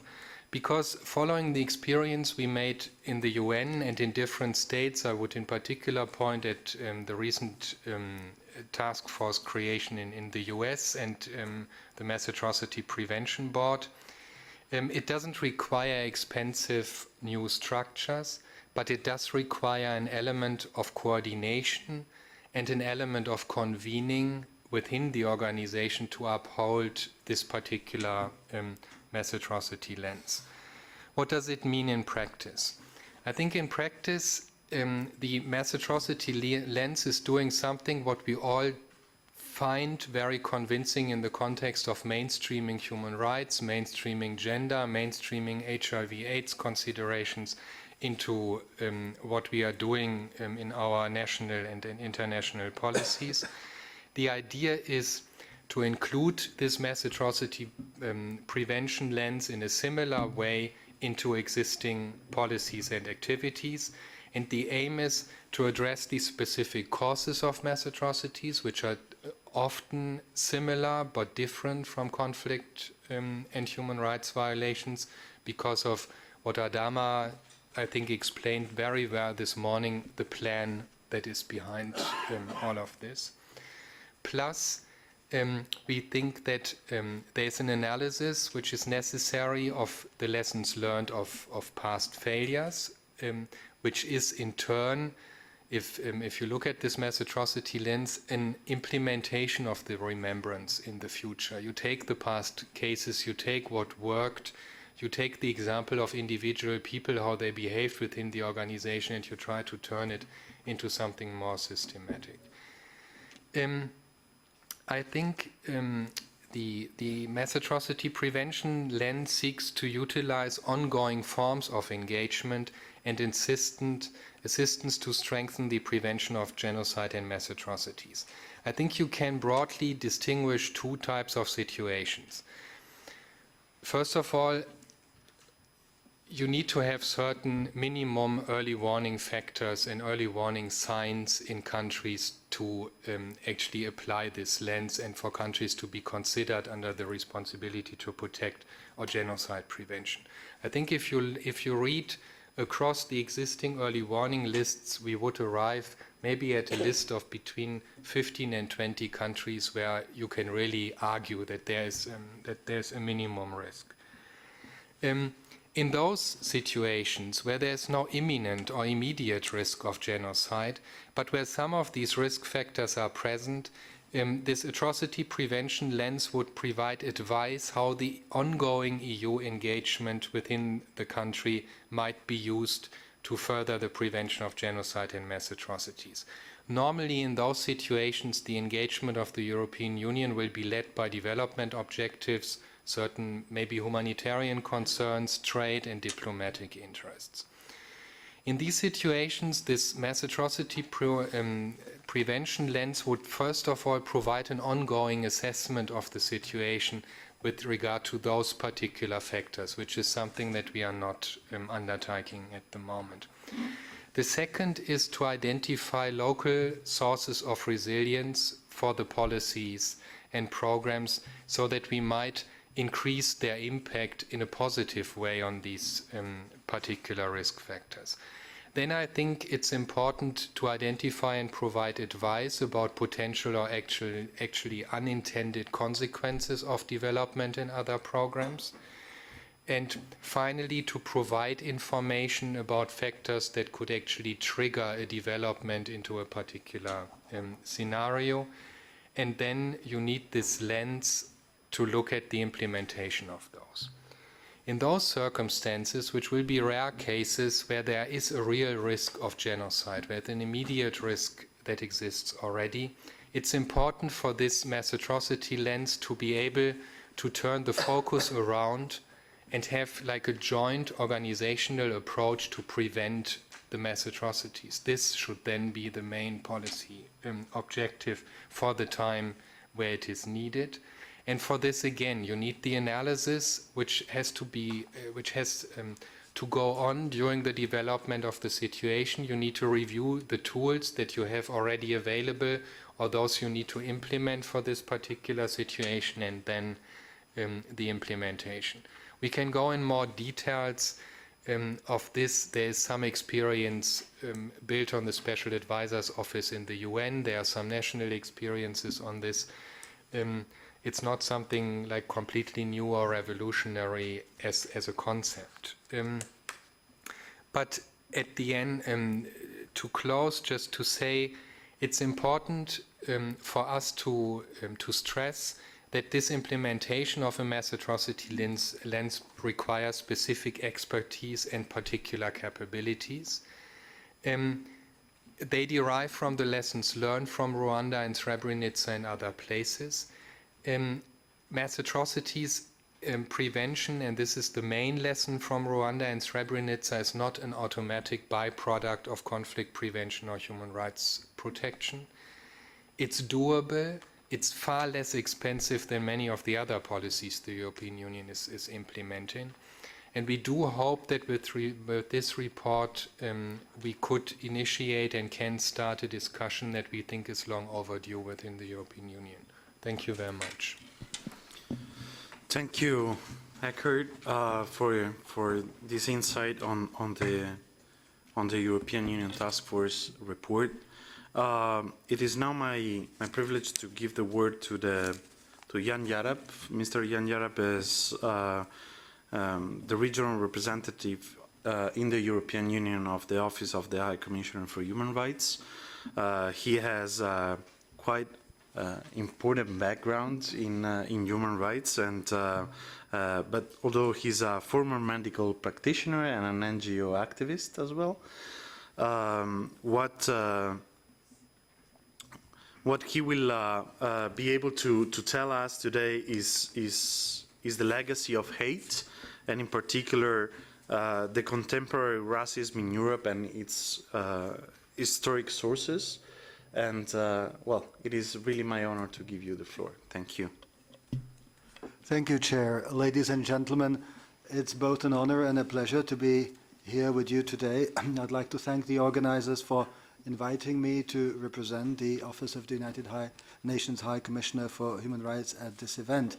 Please let me start by evoking the words of our High Commissioner, Navi Pillay, at a side event organized by Hungary at the Human Rights Council on September 17th, 2009, at the occasion of the Hungarian government's initiative to establish the Budapest Center for the International Prevention of Genocide and Mass Atrocities. At that occasion, the High Commissioner emphasized that with the human rights approach to the prevention of genocide, we almost invariably find systematic human rights violations preceding genocide. We almost invariably find discrimination preceding persecution, large-scale violence, or mass atrocities. And she pointed out, for instance, that the former Special Rapporteur on Summary and Arbitrary Executions had alerted the international community on the risk of mass killings in Rwanda before the genocide actually occurred. Of course, the High Commissioner was speaking from her own experience also with the International Criminal Tribunal for Rwanda. But more generally, the UN human rights mechanisms, the special procedures, mandate holders, the treaty monitoring bodies, can draw attention to serious, systematic human rights violations, which, if not addressed, might lead to mass atrocities or genocide. One treaty body, the Committee on the Elimination of Racial Discrimination, has developed an early warning system, an urgent procedure for the prevention of gross violations of human rights. And as it is one of the roles of our Regional Office for Europe to draw attention to the recommendations of human rights mechanisms, please allow me to encourage all the participants to make full use of the wealth of their independent expertise, both in the context of today's subject, but also beyond it.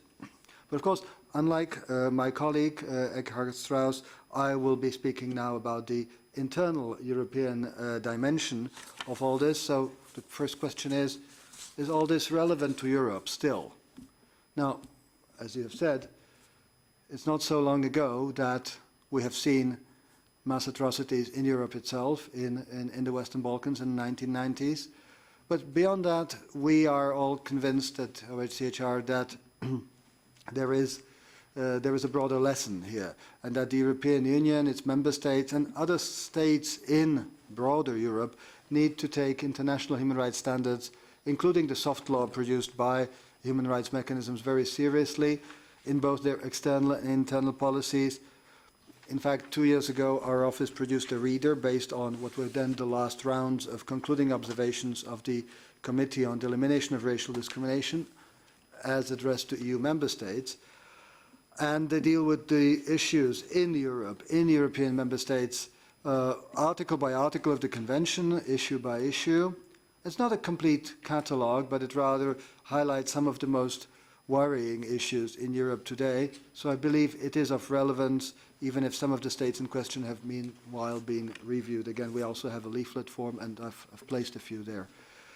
Now, when referring to European internal matters, we cannot avoid dealing with the legacy of hate, the legacy of the past, which, by the way, prompted the creation of both the Genocide Convention and the Universal Declaration of Human Rights.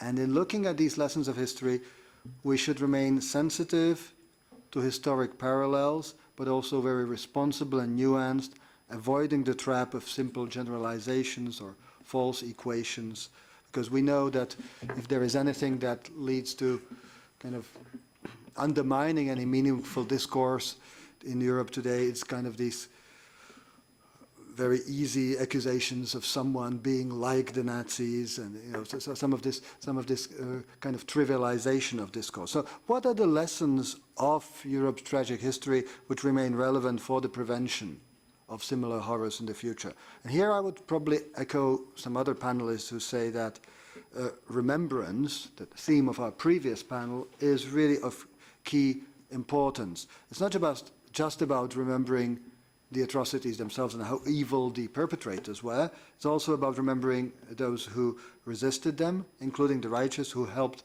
save the lives of Jews and others who were persecuted. And I think it's important to emphasize that it is an example of moral courage rather than physical courage, as was said by, I think it was Mr. Tavitian before, that it's, some of these people risk their lives to save others. Others may have not risked their lives, but I mean, if they were, for instance, operating from the UK, from Britain, but they saved lives. They showed the moral courage in the right place. And I think it's important that the general public today should know more about these individuals, because if we look at pop culture out there, we see that the general public has much more access to information about not just Hitler and all his inner circle and his generals, and right, they're depicted as negative, but there's a lot of trivia around it. If you walk into any bookshop, you'll find that you go into any kind of these encyclopedias of essential knowledge, and you'll have biographic entries on Goering and Goebbels and Eva Braun and whoever. I mean, none on Korczak or Nicholas Winton, even on Raoul Wallenberg, probably not, Dietrich Bonhoeffer, and not to speak of less famous personalities. And you just wonder, I mean, is it just a phenomenon of superficiality, of fascination by evil, de-intellectualization of today's infotainment culture? Or is it a kind of worrying sign of creeping relativism that devalues everything, including mass murder? So it's difficult to say. But if we do want a clear culture, a true culture of human rights to flourish, then probably we need to counter these trends by increasing the attention paid to the righteous and to human rights defenders of the past, let's say, and to human rights defenders of the present. So in this context, I would like to bring to your attention also the work of the UN Special Rapporteur on the situation of human rights defenders today, and to express my appreciation to the European Union for having identified the situation of human rights defenders worldwide as one of its external policy priorities. Now, beyond perpetrators and heroes, of course, we need to remember above all the victims. And here, an example from the country I know best, the Czech Republic, where a project called Vanished Neighbors has now worked over a decade at guiding students, secondary school students, to search for Jewish families who vanished from their neighborhoods during the Holocaust. Or else, in our efforts to remember, we also have other gaps. I mean, we need to further highlight the still largely unknown suffering of other groups such as the Roma. And it's important to focus also on uncomfortable issues such as those of collaborators, of conformists, of conformism, of the general public in times when our characters are tested, which of course applies not just to Nazism and the pro-Nazi or fascist regimes, but also to the totalitarian regimes of the Stalinist type, some of which, by the way, also engaged in genocide. And we could even say that the problem of conformism and obedience to authority is very central in human rights. It's a fundamental problem that stays with us even in democracies, whenever an authority can draw on science or on majority opinion support in stigmatizing a particular minority, be it ethnic, religious, or sexual one, stigmatizing them as a problem. So when we look today seriously with the human rights framework in mind and without rhetorical exaggeration at Europe, if we ask ourselves, are there some parallels to the 1930s and 40s which should make us look, for alarm bells? I would say there are two, without any rhetorical exaggeration. First of all, the issue of anti-Gypsyism, the prejudice and even hatred we see against Roma travelers, other people popularly identified as gypsies. As shown by these concluding observations of the Committee on Elimination of Racial Discrimination, even before this current economic crisis, the Roma have been subject to widespread discrimination and segregation in education, employment, housing, but they were also often targets of neo-Nazi skinheads, of pogrom-type attacks, of hate speech, even by mainstream politicians. Dealing with Roma would be dynamiting them, quote, or machine gunning them, quote, and expressing regret that that was not possible. And two leading politicians of that country had stated that a concentration camp for Roma from the 1940s was not actually a concentration camp in the proper sense of the word, but a camp for those who refused to work, or that it wasn't a concentration camp because it didn't have gas chambers, by which standard Bergen-Belsen or Buchenwald would not be concentration camps either. Now, in another European country, a prominent political journalist who's writing for a well-established mainstream paper has published recently an inflammatory article following a murder whose alleged perpetrators were Romani, in which he made generalizations that many Roma are animals, that they kill if they don't get what they want, and they cannot be allowed to live here with us. Now, as many Roma activists point out, public utterances of similar statements, if they were of anti-Semitic nature, would be much more clearly condemned today than when they relate to Roma. And the fact that such rhetoric has crept from the vocabulary of the recognized far right into the political toolbox used by some politicians of mainstream parties, mostly local ones, is worrying. The second dimension where we might see parallels, to a smaller degree, with past legacies of hate, is that of the negative effect of the economic crisis itself and the kind of the populistic search for scapegoats. And here Roma figure as well, but we see that the main targets of this search for scapegoats have been third country migrants. And we see it not only in the rhetoric and action of the far right, such as the Golden Dawn Party. On a much more moderate level, of course, and we have to be careful not to compare it outright with the worst of Europe's historic experiences, we also see the efforts of some mainstream politicians in various countries to channel negative feelings of frustrated populations from the unpopular governments themselves towards migrants, and particularly Muslims, and multiculturalism. It's quite interesting to see how often multiculturalism is being attacked and blamed in situations in countries where it had never existed as a policy. One would almost start thinking that it was kind of poor migrants who triggered this economic crisis, although we actually know that it was triggered in rather different strata of society. And in some Eastern European countries, we see equally deliberate designations of LGBT, lesbian, gay, bisexual, transsexual persons as scapegoats by politicians. And it's demonstrated by restrictions of freedom of speech on so-called, or criminalizing so-called homosexual propaganda, or restrictions on freedom of assembly by banning pride events. And let's face it, this is instrumentalized. This is not because these politicians actually think that these people are a threat. It's instrumentalized scapegoating. Now, what do we need to do, ladies and gentlemen? There's many things. Many of them were discussed here. As my friend Eva Sobotka earlier has said, it's very useful here to tie human rights education, which is still very, very weak in Europe, with the education about the Holocaust, about remembrance. We also need to publicly pressure politicians of mainstream parties to take a principled stand against racism, against discrimination, and to condemn hate speech by members, for instance, by local members of their own parties.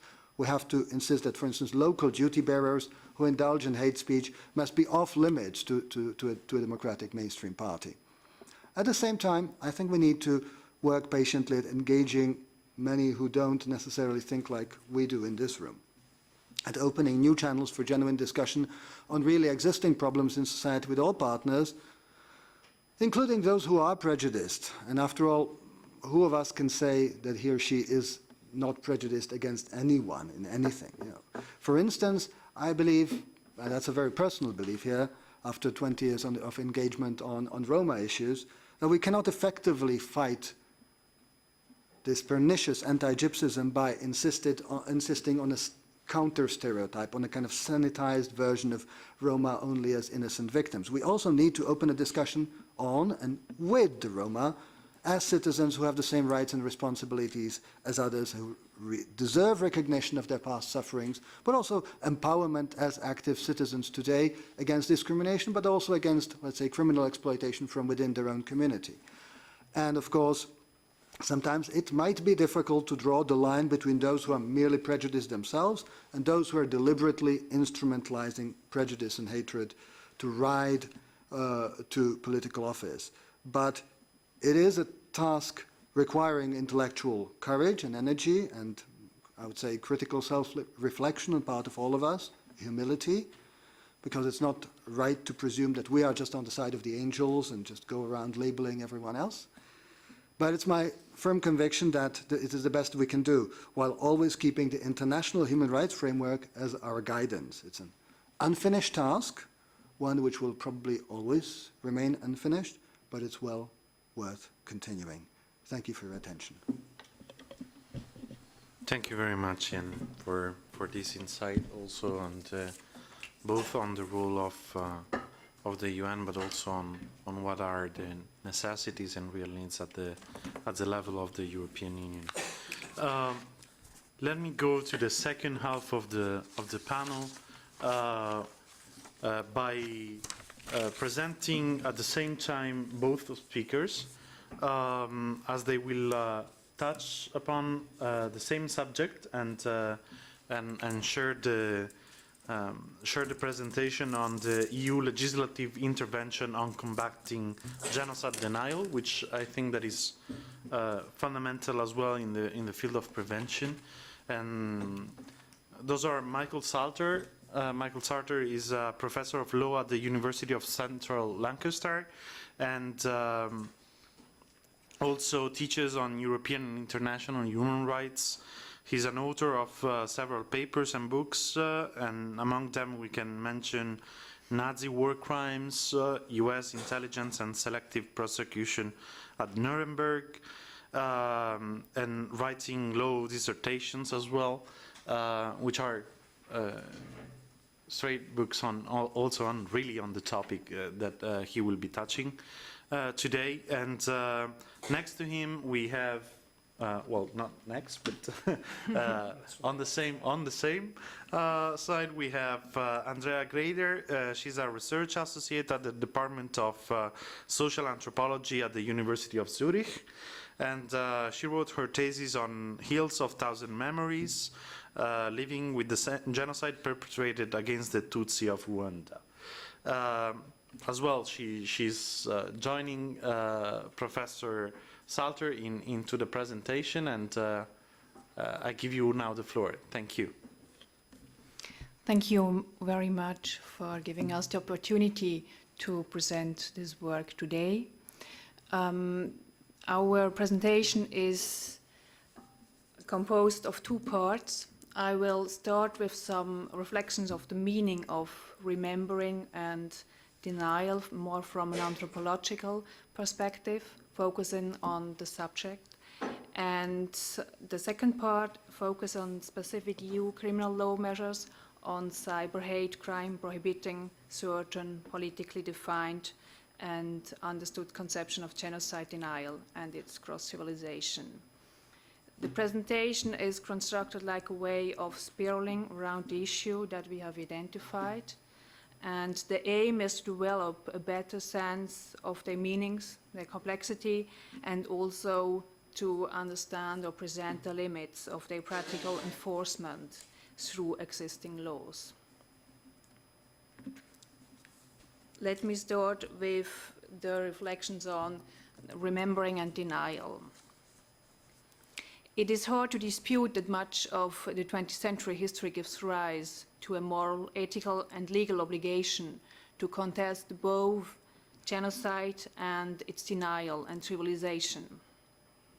Furthermore, arguably this obligation is best understood as constituting both a debt to the present of the past, within the present, the legacy of genocidal practices, and an obligation toward the future. An obligation that is this kind is grounded, at least partly and at a cognitive level, in a philosophy that understands social and political actions and individual as part of an ongoing and encompassing human continuity, akin to how ideas and practices of families relate similarities to the past, to the present, and to the future generations. In line with this philosophical approach, political consciousness and acting needs to work within a temporal framework that goes beyond the existing generations. As an attempt of dealing with violence, war, and genocide, societies have developed a culture of remembrance as a central value in the contemporary world. Its form and content reflects the relationship between history, memory, and social value. Helmut Koenig uses the term of post-national memories within Western society to name a culture of remembrance that is characterized by reflexiveness, multiple and dissonant voices. Remembering can be seen as aiming to ensure stability and security. As the experience of the former Yugoslavia highlighted, the practice of intolerance, of racism, xenophobia, and discrimination can intensify to the point of encourage polarized division. In turn, this can become a threat to regional stability and security, not least through civil war, violent population expulsion, and genocidal programs. Furthermore, appropriate forms of remembering can be interpreted as an imperative for education and awareness building. If both developed and received within an ethical sensibility, we would suggest that it be considered as an component of an overall prevention strategy. Sensibility in this context is not confined to individual subjectivity, but includes a wider project aiming at enhancing ethical forms of social as well as purely interpersonal relations, both of which, as Adorno reminds us, implicate the subjectivity of the human subject. And yet any appeal to recollection cannot but find itself implicated in a series of conceptual issues demanding decision between possible alternatives. For instance, how and what ought we decide to remember? Is it the atrocities themselves, or heroic acts of resistance, or bystander forms of practical indifference, including those of international bodies and the would-be international community, and regional bodies charged with regional security and human rights obligation? What of recalling those whose reactions to genocide lie between these ends of a broad spectrum, in that they are neither heroic, nor indifferent, nor pragmatic, episodic, but pragmatic, episodic, cautious, and ineffective, perhaps for understandable contextual reasons? In addition, given that forgetting is perhaps a precondition for memory, are they situations where an active form of forgetting, a deliberate allowing aspects of the past to be the past for the sake of ongoing group reconciliation, an optimal way to possibly secure aspects of the future? This question raises others. What, given these concerns and issues, are we to take of transnational mechanisms of genocide prevention? Can European and other transnational laws against discrimination, hate crime, and genocidal denial or cross-trivialization make a positive contribution, perhaps at symbolical as well as in enforcement levels? If so, does this stem as much from associated criminal law as well as human rights court cases that stem from such laws as much as the sheer experience of the laws themselves? How such laws themselves characterize such denial? Do they imply a certain legally required form of remembrance, or at least the avoidance of one particular abusive type of forgetting? Do such laws suggest that acts and programs of denial constitute a form of aggression against vulnerable shared interests that merit legal and institutional protection? Is denial understood as an after-the-act reaction towards the past, or as also a possible preparation for repetition through acts of recuperation and exoneration? By their nature, laws typically constitute and describe specific complexes of rights, duties, and responsibilities, together with indefensible violations of these, that are rarely respected in a uniform or consistent manner. In this context, is the denial of genocide a refusal to recognize the state actor's responsibility to protect, to safeguard a legally recognized right to life? If so, then which qualities of such life are recognized as subject to what types of legally identifiable victimization? Given an inevitable selective form of interpretation of victims' experience, at best only some forms of the suffering of victims can become legally recognizable and actionable as such. Yet we still need to recognize that genocide denial entails suffering for the victims of genocide, not least by its crass refusal to recognize either the suffering stemming from their original experience of atrocities, or the legacy of remembering desired and otherwise that stem from this origin, which extend into their contemporary realities. Here it is apt to quote a Rwandan survivor who noted, "If someone denies genocide, it is as if someone puts a knife into his heart."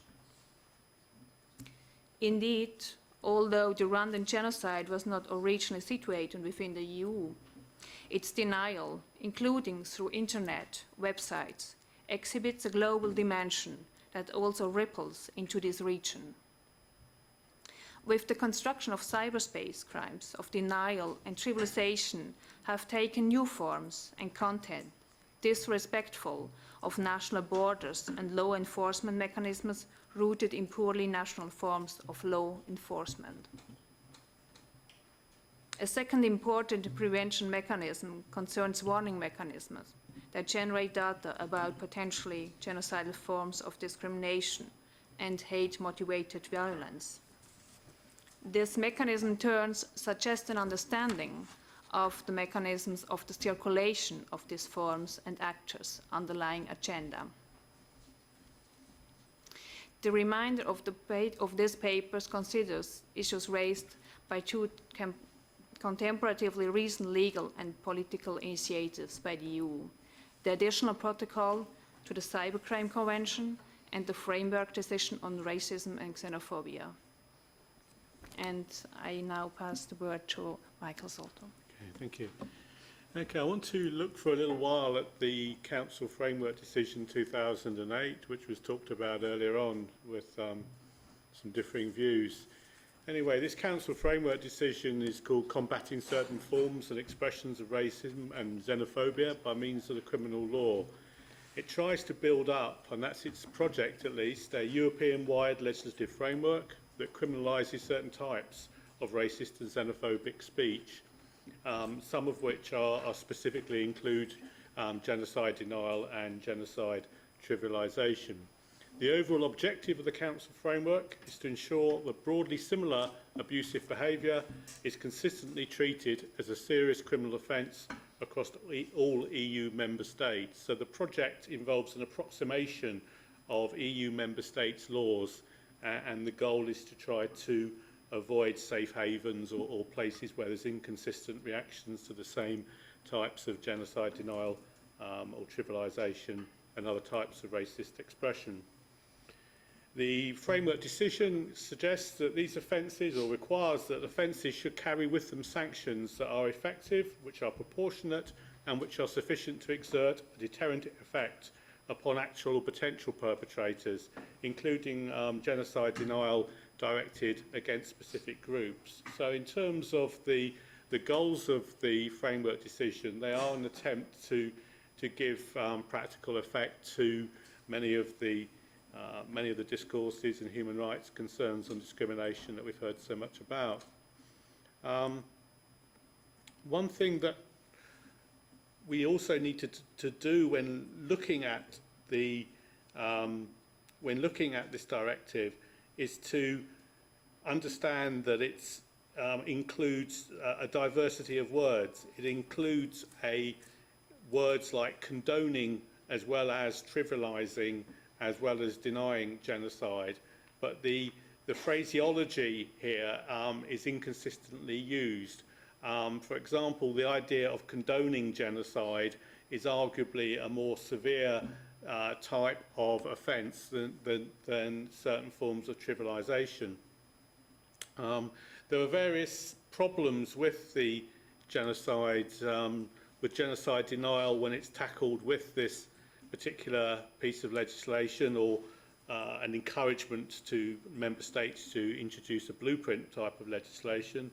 One of these is that the framework decision gives member states a whole series of options of dining a la carte on this type of area. So in other words, member states can simply decide not to implement aspects. For example, the measures on genocide denial and a trivialisation can be opted out. Member states have the reservation. Norway has opted out of all three of the possible opt-outs.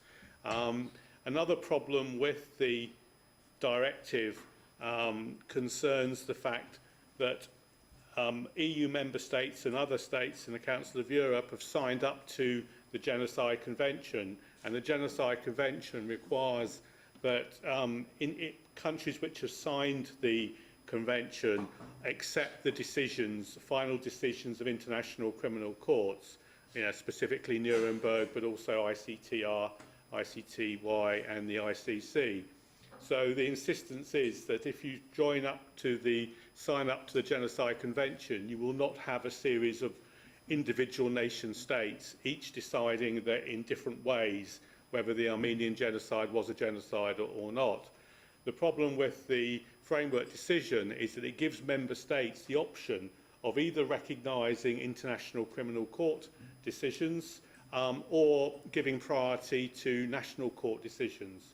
So you can imagine a situation if Turkey joins the EU where there would be a quite divergent approach to 20th century genocides depending upon which part of the EU you are in. You could even imagine a situation where genocide affirmation in Turkey was a criminal offence, but you cross the border and the same debate can generate criminalisation. So one of the problems we have here is that the Genocide Convention 1948, which EU states have signed up to many years ago, requires states to accept the final decisions of international courts, but only international courts, whereas the European Framework Decision says that each nation state can decide for itself through its judicial authorities whether a certain atrocity constitutes or doesn't constitute a genocide. Given that the measure was introduced as part of a harmonisation and approximation of criminal law measures, it's rather strange that it has this kind of encouragement to the opposite of that. The other measure at the EU, well, at the international level, transnational level, that applies to many EU states is the Cybercrime Convention. Now, the Cybercrime Convention does not sound by its name a particularly useful place to start to look at genocide denial legislation, but there was an additional protocol enacted to the Cybercrime Convention, which repeated the offence of denying or trivialising genocide, specifically through the internet. And this measure is wider than EU, but most EU states have signed up to it.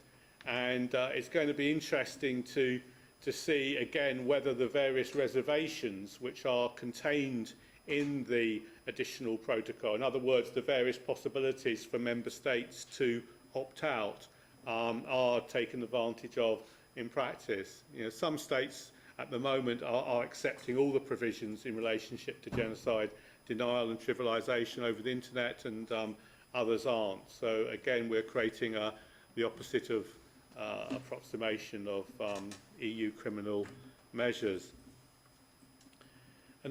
Some of the problems with the Cybercrime Convention include the fact that you're trying to regulate a practice, a virtual practice, by laws which are territorially grounded. As a result of that, you have situations where those who are hosting genocide denial or trivialisation sites can simply cherry-pick which states have the least possibility of there being a successful prosecution. Now, given the kind of liberal fundamentalism of the United States Constitution, there's a kind of a trading down to whichever regimes have the most extreme versions of freedom of expression and have the least concern for incitement to genocide and for cyber hate measures. And so it's quite likely that measures which are territorially grounded are going to be defeated by the fact that you can host denial websites in outside of regimes which have this form of criminalisation. So whether or not a territorially grounded legal system can deal with a phenomenon that's extraterritorial is always going to be a problem. Finally, in this area, there's a concern that there isn't good communication between human rights lawyers and human rights activists, who tend to take a fairly specific line on the nature of human rights, and international criminal lawyers. And one of the frustrations of working in this area is that many of the debates which form part of the discourse on incitement to genocide that we heard about earlier on, but also aiding and abetting genocide, the various lessons which have been generated in that debate are not communicated to the discourse of human rights on freedom of expression and right to life and so on. So there's a kind of a non-communication between the lessons learned in international criminal law and the other discourses, despite the fact that they are all dealing with a similar phenomenon. Okay, I'm going to leave it there, I think. Thank you again for your intervention, both to Professor Salter and to Andrea Greder. I think it's now the time to give a bit of floor to possible questions from the people in the room, and the floor is yours. So, are there any questions? Tavitian? If there is no other, I would like to ask Michael, sorry, to elaborate on that last sentence there, on the disconnect between the lessons from the international scene and human rights practice. Could you tell us more on what you actually mean? Okay, well, in debates over cyber hate and hate crime legislation, including genocide denial, there is various issues about hierarchies of discrimination, where some groups are given protected status and others aren't. And those debates parallel the discussion amongst genocide scholars about the definition of protected groups and which groups are included in the protected species under genocide laws and which ones aren't. And there's quite a lot of lessons and insights have come out of the debate between international criminal scholars, and also reflections upon real cases, which you never see referred to by the human rights scholarship in this field. And it seems to me that these discourses talk past each other and refuse to engage and learn lessons from each other. Now, you could, from an international criminal law side, you could be very critical of the human rights people, but equally, of course, it cuts both ways. Not many people bridge. Caroline does to some extent, but there's not many of us that try to bridge that divide between European international human rights and international criminal law.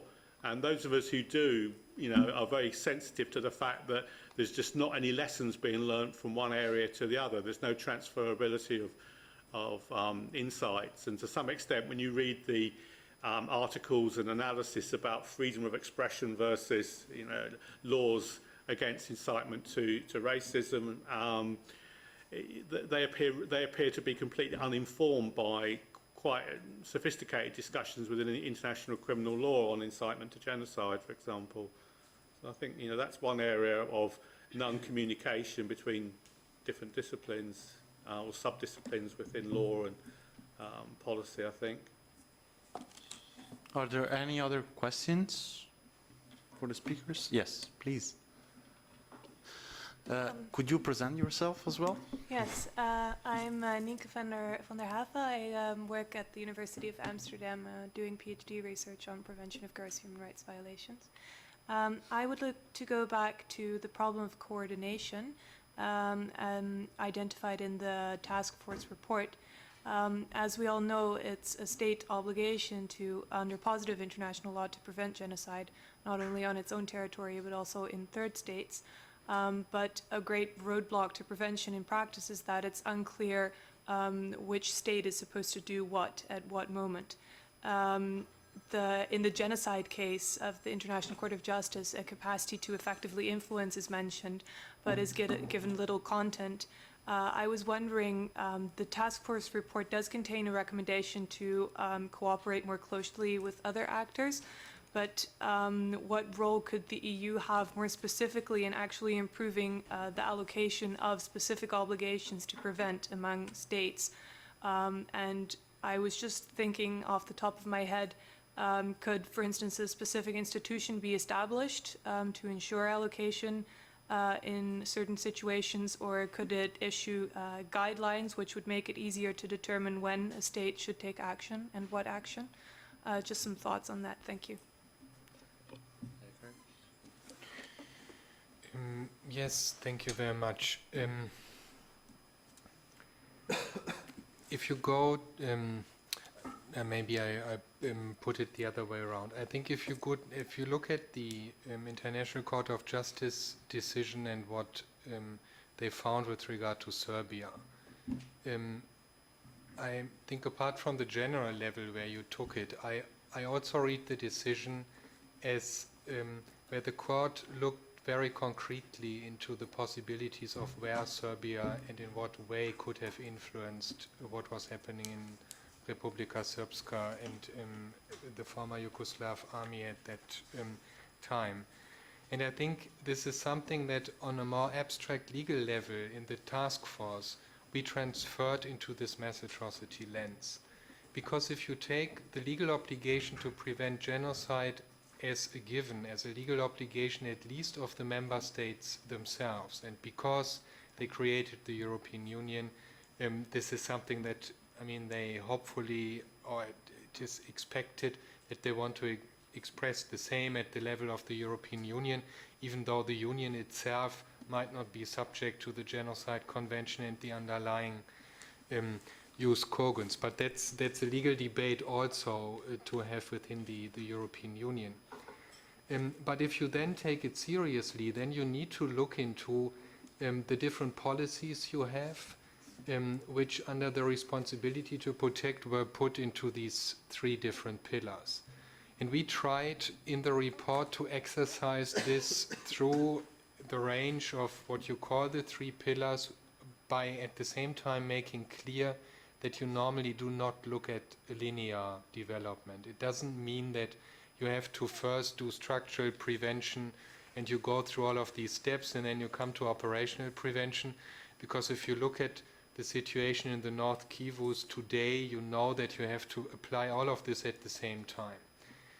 But the way you apply it is an expression of your legal obligation to prevent genocide. So if you do give development aid or the establishment of judicial institutions to the DRC for North Kivu, for instance, you need to take into account how you can actually further that perpetrators of particular crimes are held responsible by these institutions, how you can accelerate having mobile trials, these kind of ideas.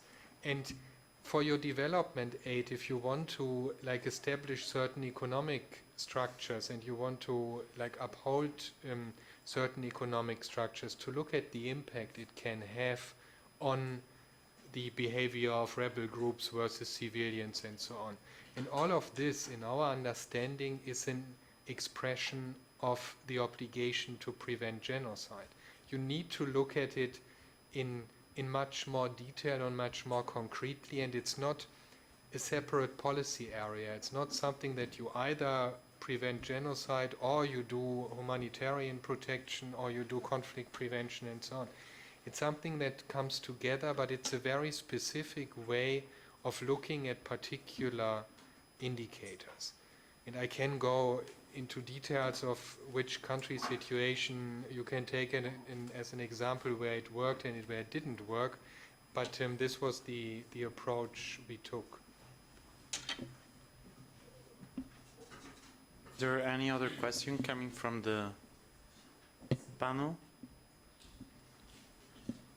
Okay, let me just maybe add to what Eckert was saying, and I think to maybe respond on this, especially on the institutional mechanism that we reflect. I think that we have to take into account the role of coordination that the European Union can take in that, but is a coordination role, is not passing the ball of, I would say, of response and actually capacity from the European member states to the member states themselves. In this, I think that the whole creation of the Budapest Center was underlying this point of the missing coordination at the level of prevention, though we have something at the level of justice system, that is the EU Genocide Network, that is working very silently, not really in the news, but actually is quite well grounded, is now a few years old, is based at The Hague, but as well works with the national system. So you have a situation of coordination of justice capacity and special investigation, prosecutions, and the sharing of information in that respect that is very, very well working at.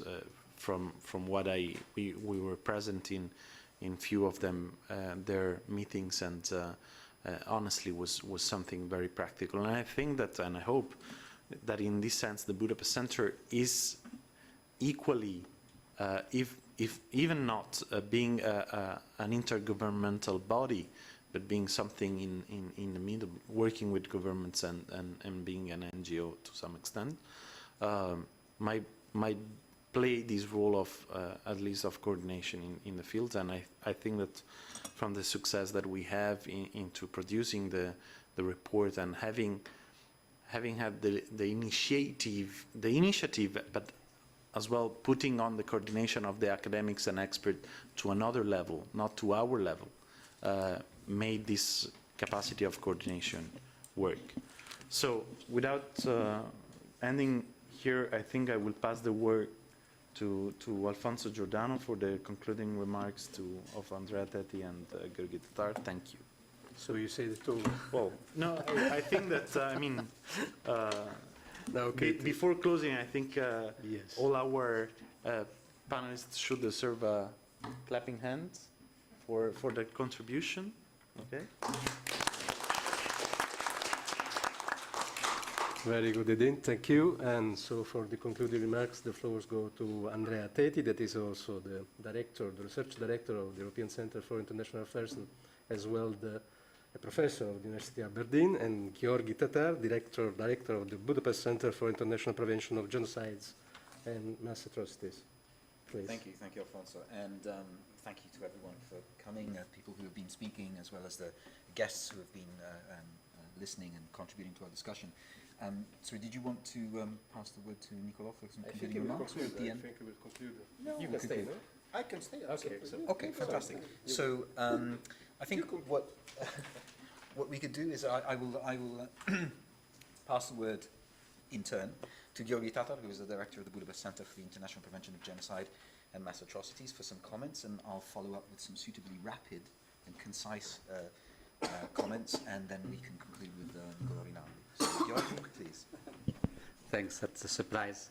I must tell you that I have prepared some thoughts, but I have to throw it out of the window because a lot of things have been said, and I think have been very rightly said, and I just want maybe to go through some of my ideas and emphasize some of the points what I myself have drawn as a lesson from the today conference, which was, in my view, very rich of thoughts, and I think this is a very useful event.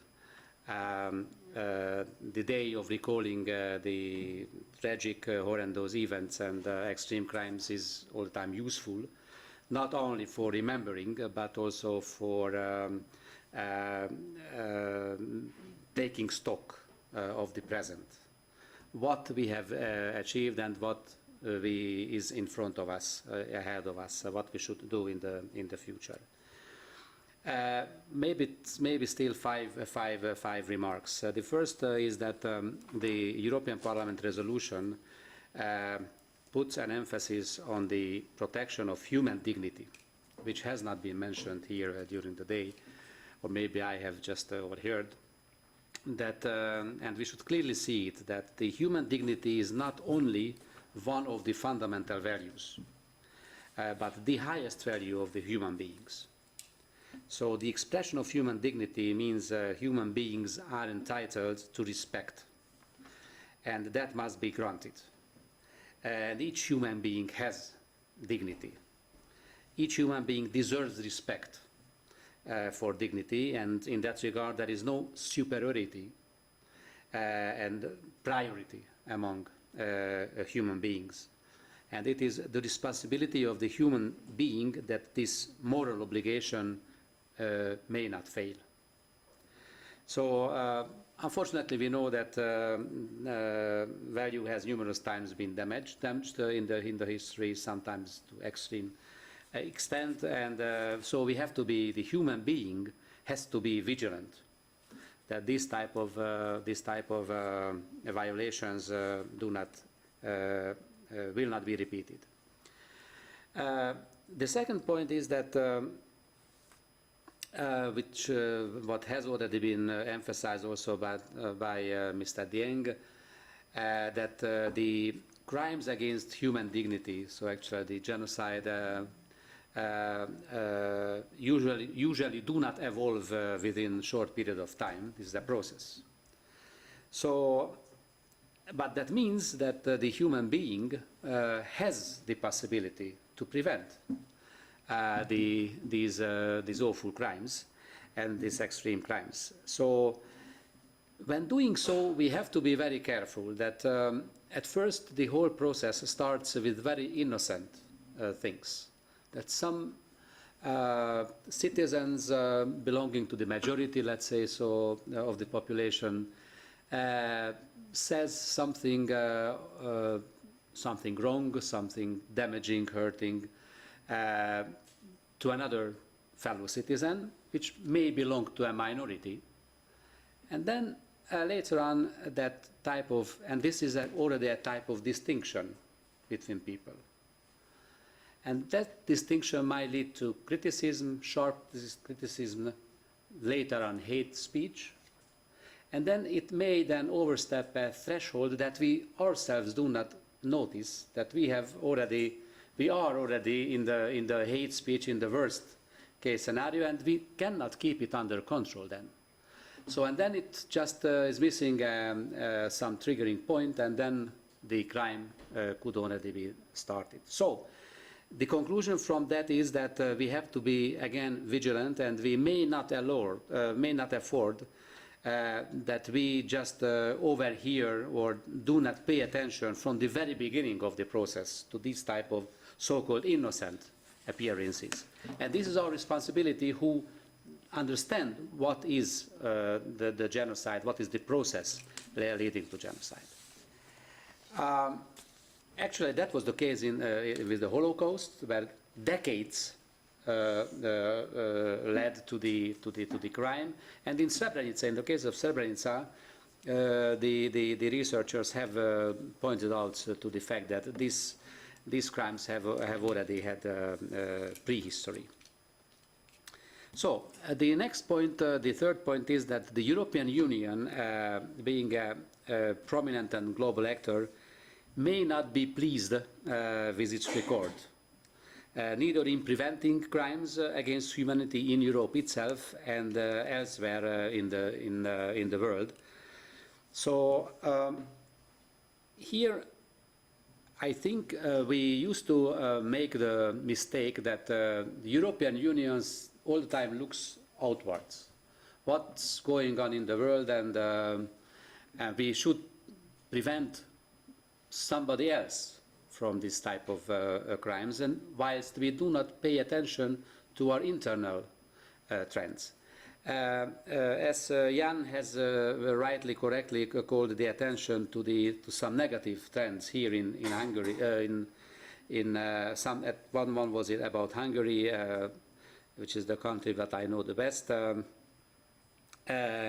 and or some Central European countries, where the hate speech, the xenophobia is increasing. So, and in whole Europe, this is a trend.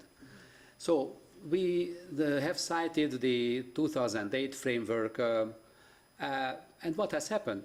These trends has become stronger. So that means for me that we have to be more effective in handling these type of issues, and we have to stop these type of trends to prevent its transformation of this xenophobia in hatred. What is one of the possibilities, what we didn't mention either, though Jan has indicated it, and I think that the dialogue. So we have to be able to develop very consciously and deliberately even the formats of dialogue within Europe, within the societies in Europe.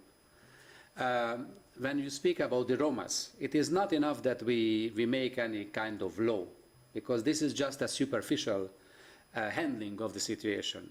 You have to create, I don't know how, please, I don't have the site for that, but that we have to create the framework, and then we have to also educate people to be tolerant.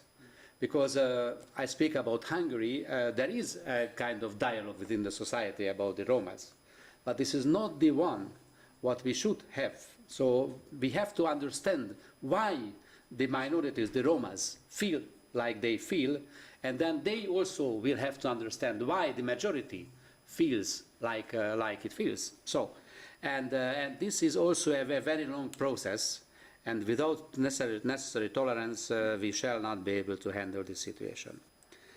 Point 5 is that point 4 is that we need, we speak all the time about the political will, and if we take it as a self-evidence that if the political will exists, then we have done everything.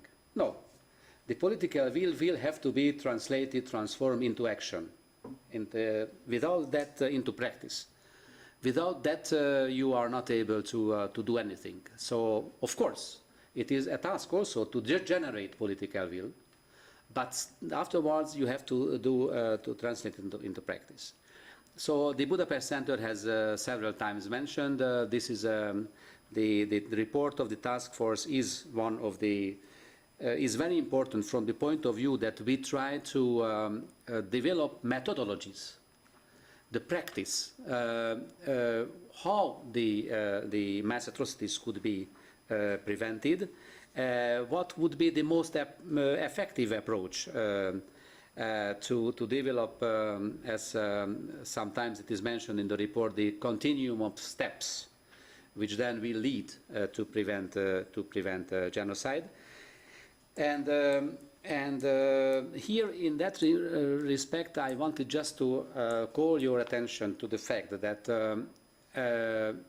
yes, we spoke about the need of intervention, we know need about the prevention, but the prevention and these actions, the interventions, may not be hijacked by national interests.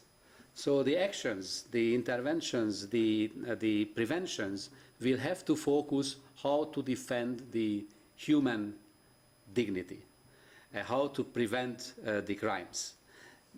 All national interests will have to be put aside.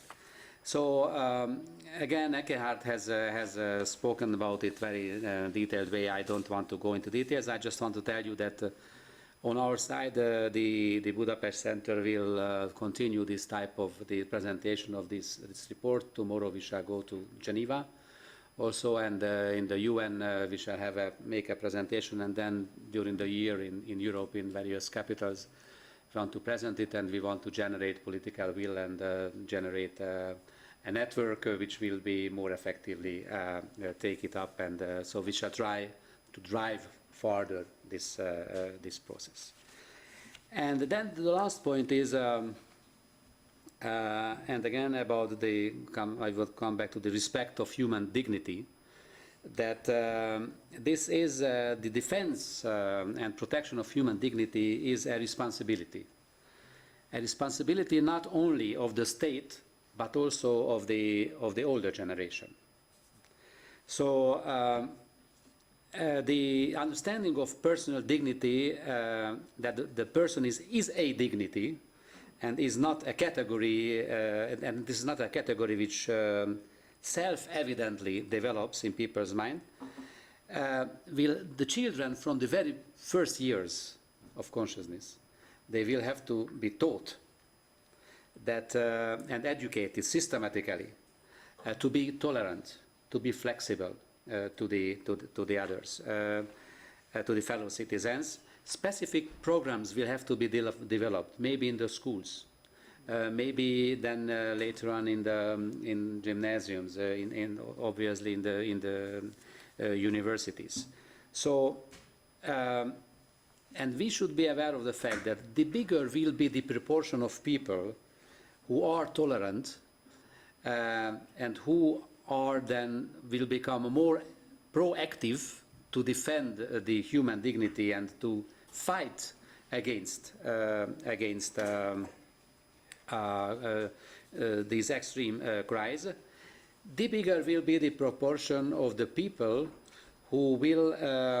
the smaller will be the proportion of people who will be the so-called bystanders, who just very neutral way looks at the processes and trends. And this is one of the aims that we have to reduce the number of bystanders in the society and increase the number of proactive people who really want to do something. So and then just two very operational remarks. The one is that I think that there were made very numerous useful ideas here, which we have shared among us. And I do hope that the organizers will also make steps that this will be shared also with the others later on. And the other one is that it was very good as a food for thought. The other one is that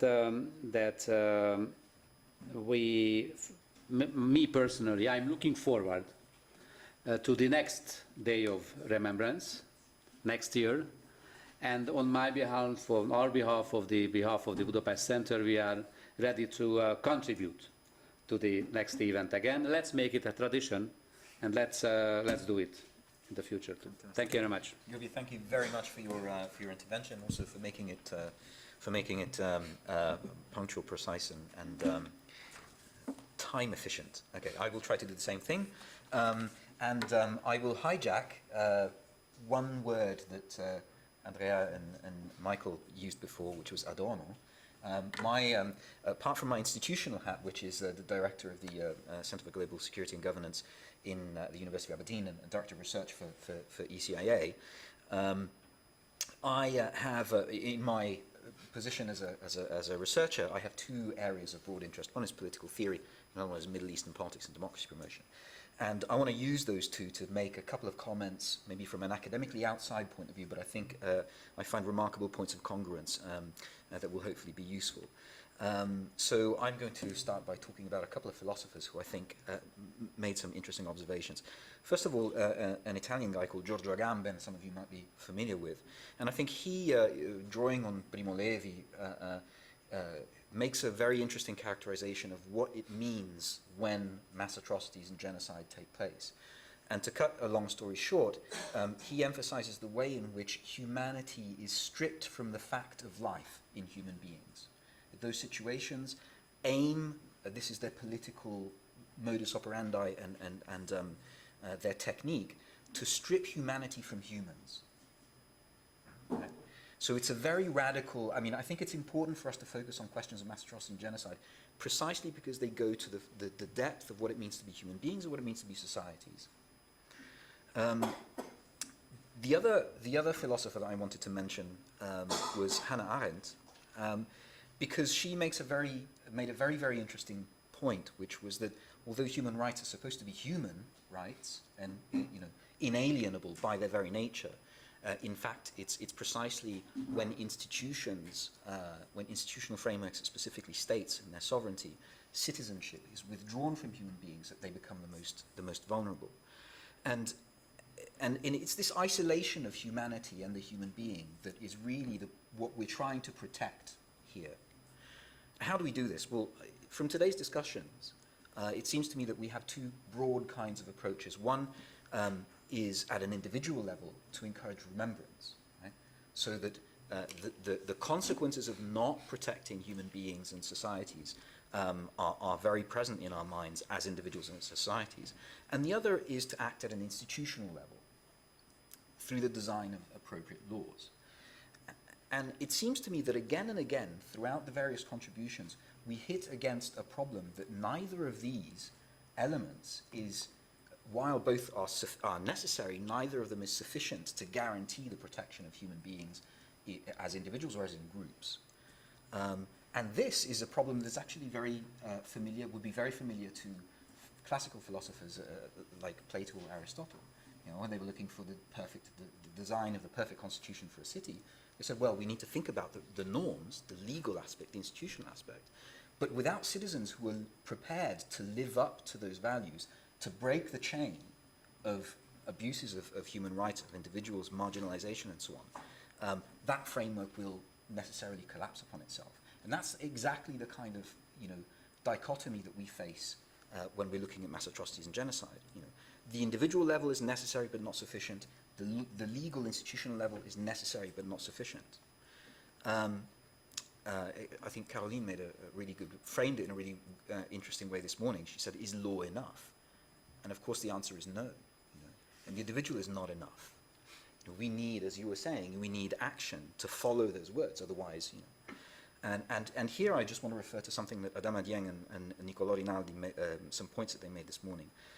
I think Adama made a really good point that these points, these events, mass atrocities and genocide, are but the terminus of a long chain, which involves a plan, right? So they're not things that happen out of the blue. They're not aberrations. They hold up, in a sense, a mirror to our own societies and our inability to prevent, to break those chains. And I think that therefore, Nicola's point from this morning is really important as well, which is that the process of breaking those chains begins with individuals. Right? It begins with the process of, with events of marginalization of individual stigmatization that then has a kind of chain effect.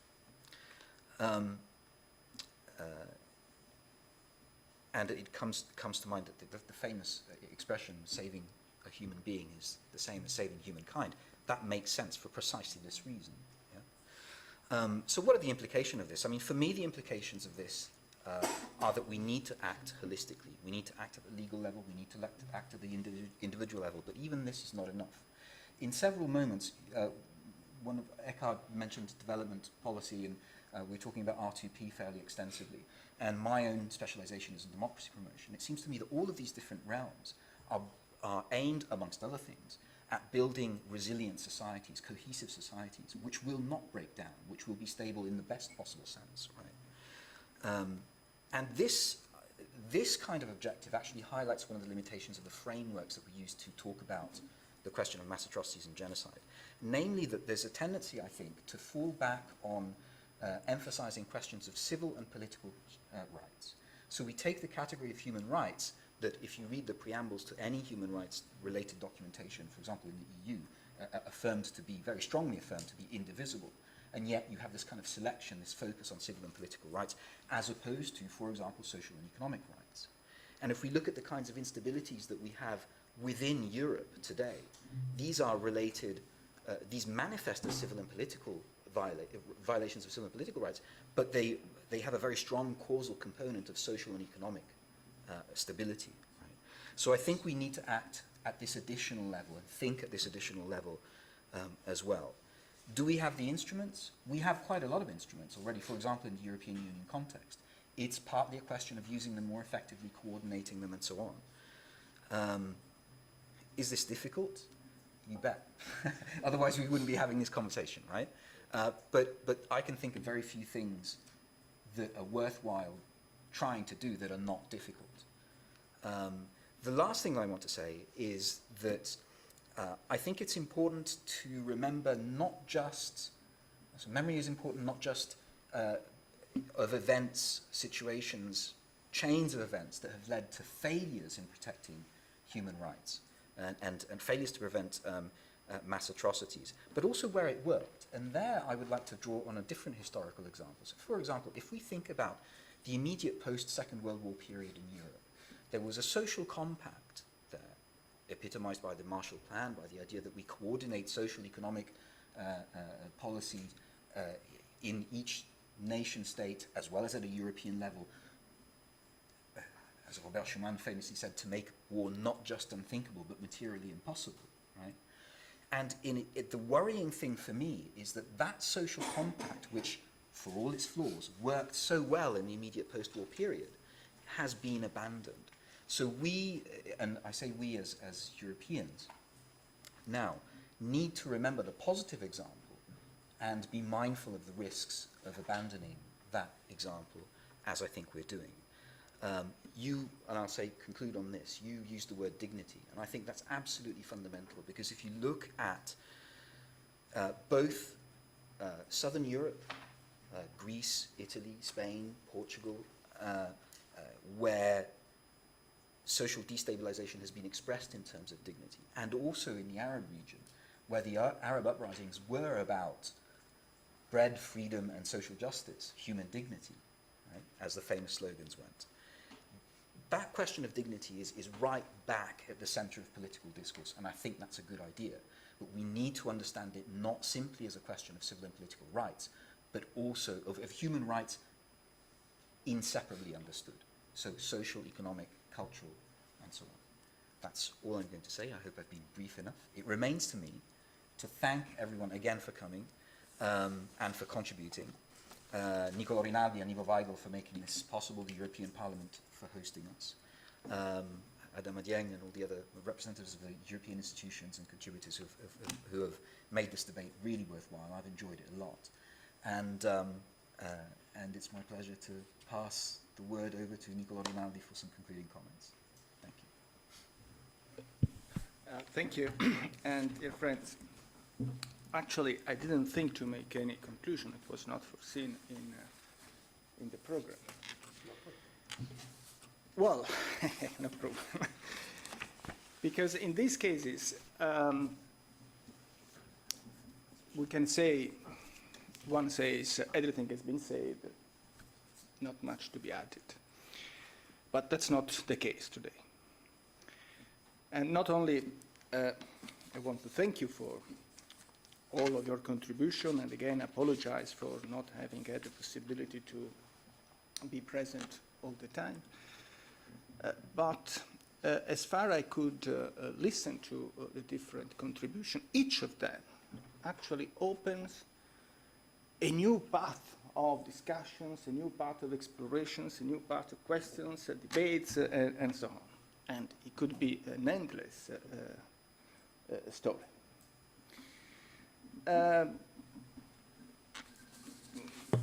I think it was a very good discussion, but let me put to you some of my personal questions, which maybe they were addressed during the time I was not present, maybe needs to be addressed in future occasions, certainly will be. For instance, something that sometimes intrigues me. I don't think definitely we don't have to establish a kind of hierarchy among genocides or among suffering of people. Nevertheless, the experience often proves that the perception is there is something which is more important than others. The Armenian genocide, yes, it is, but it is less important through the official statements, through the money which has been invested in the preservation than the Jewish genocide. Or I certainly have the experience, all of us, that the Rwanda genocide, which has been established, 800,000 people, like that. Well, yes, it is a second-class genocide. Why? Because they are black. And I think that should be something that how it is that in the perception something is more important than others, and the all related problems. Secondly, I briefly touched when I did present Hong over lunch. Is it possible to carry out what we wanted to achieve today? I mean, remembering the future policies and practice of remembrance in a dictatorship or in an authoritarian state? Or it is, as I do believe, but I might be wrong, essential that we need a democratic society respecting human rights for everybody in order to have a credible policy of remembrance.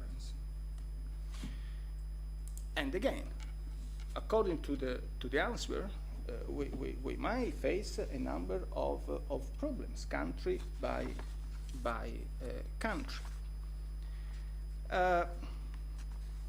Third element, the 9/11 was not a genocide. I don't think it was either mass atrocities, probably, by definition.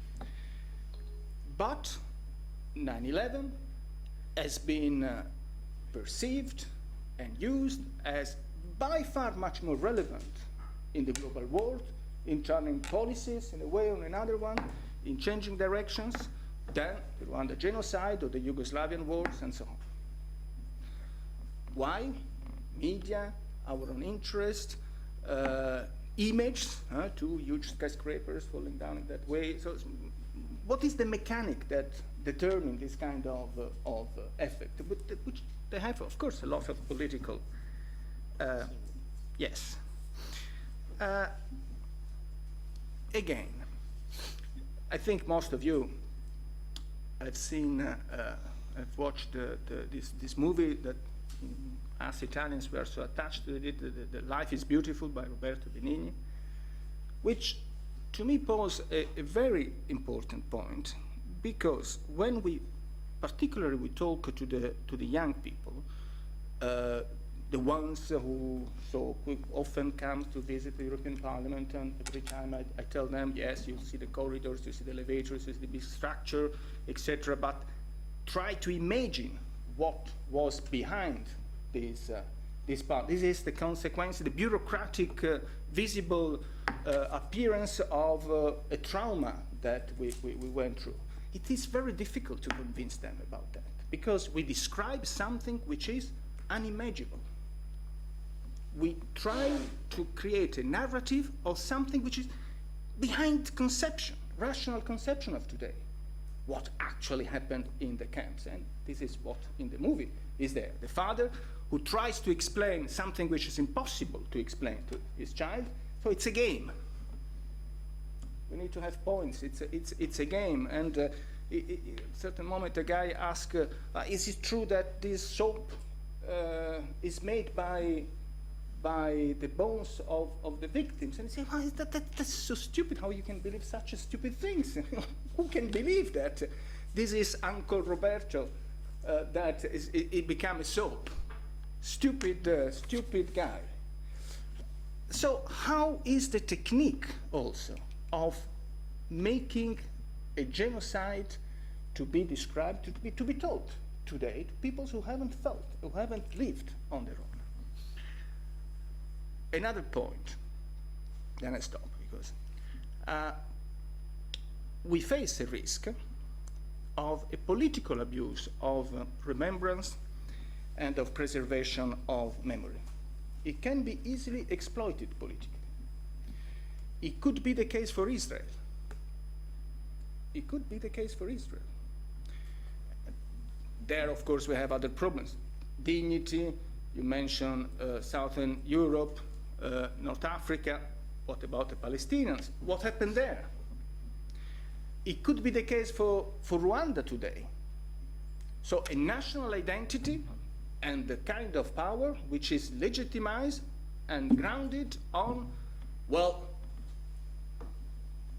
we come from this genocide, the survivors, we have to go on, etc. That's also extremely difficult to, in my opinion, to tackle and to use. After all, I think a genocide is too horrific to be used as a tool for national identity. But the risk, in my opinion, is there and needs to be denounced when it is the case, and so on. It is much better to forge, to shape an identity on the overcome of a genocide. And again, I think that what we try to achieve is a matter of shaping a regenerated identity for contemporary European citizens. So, at the end, we could probably have, again, several sessions to investigate. I think I stop here. It is a never-ending exercise. Thank you very much for having me here. And indeed, let's keep in touch, because there is so much work to do.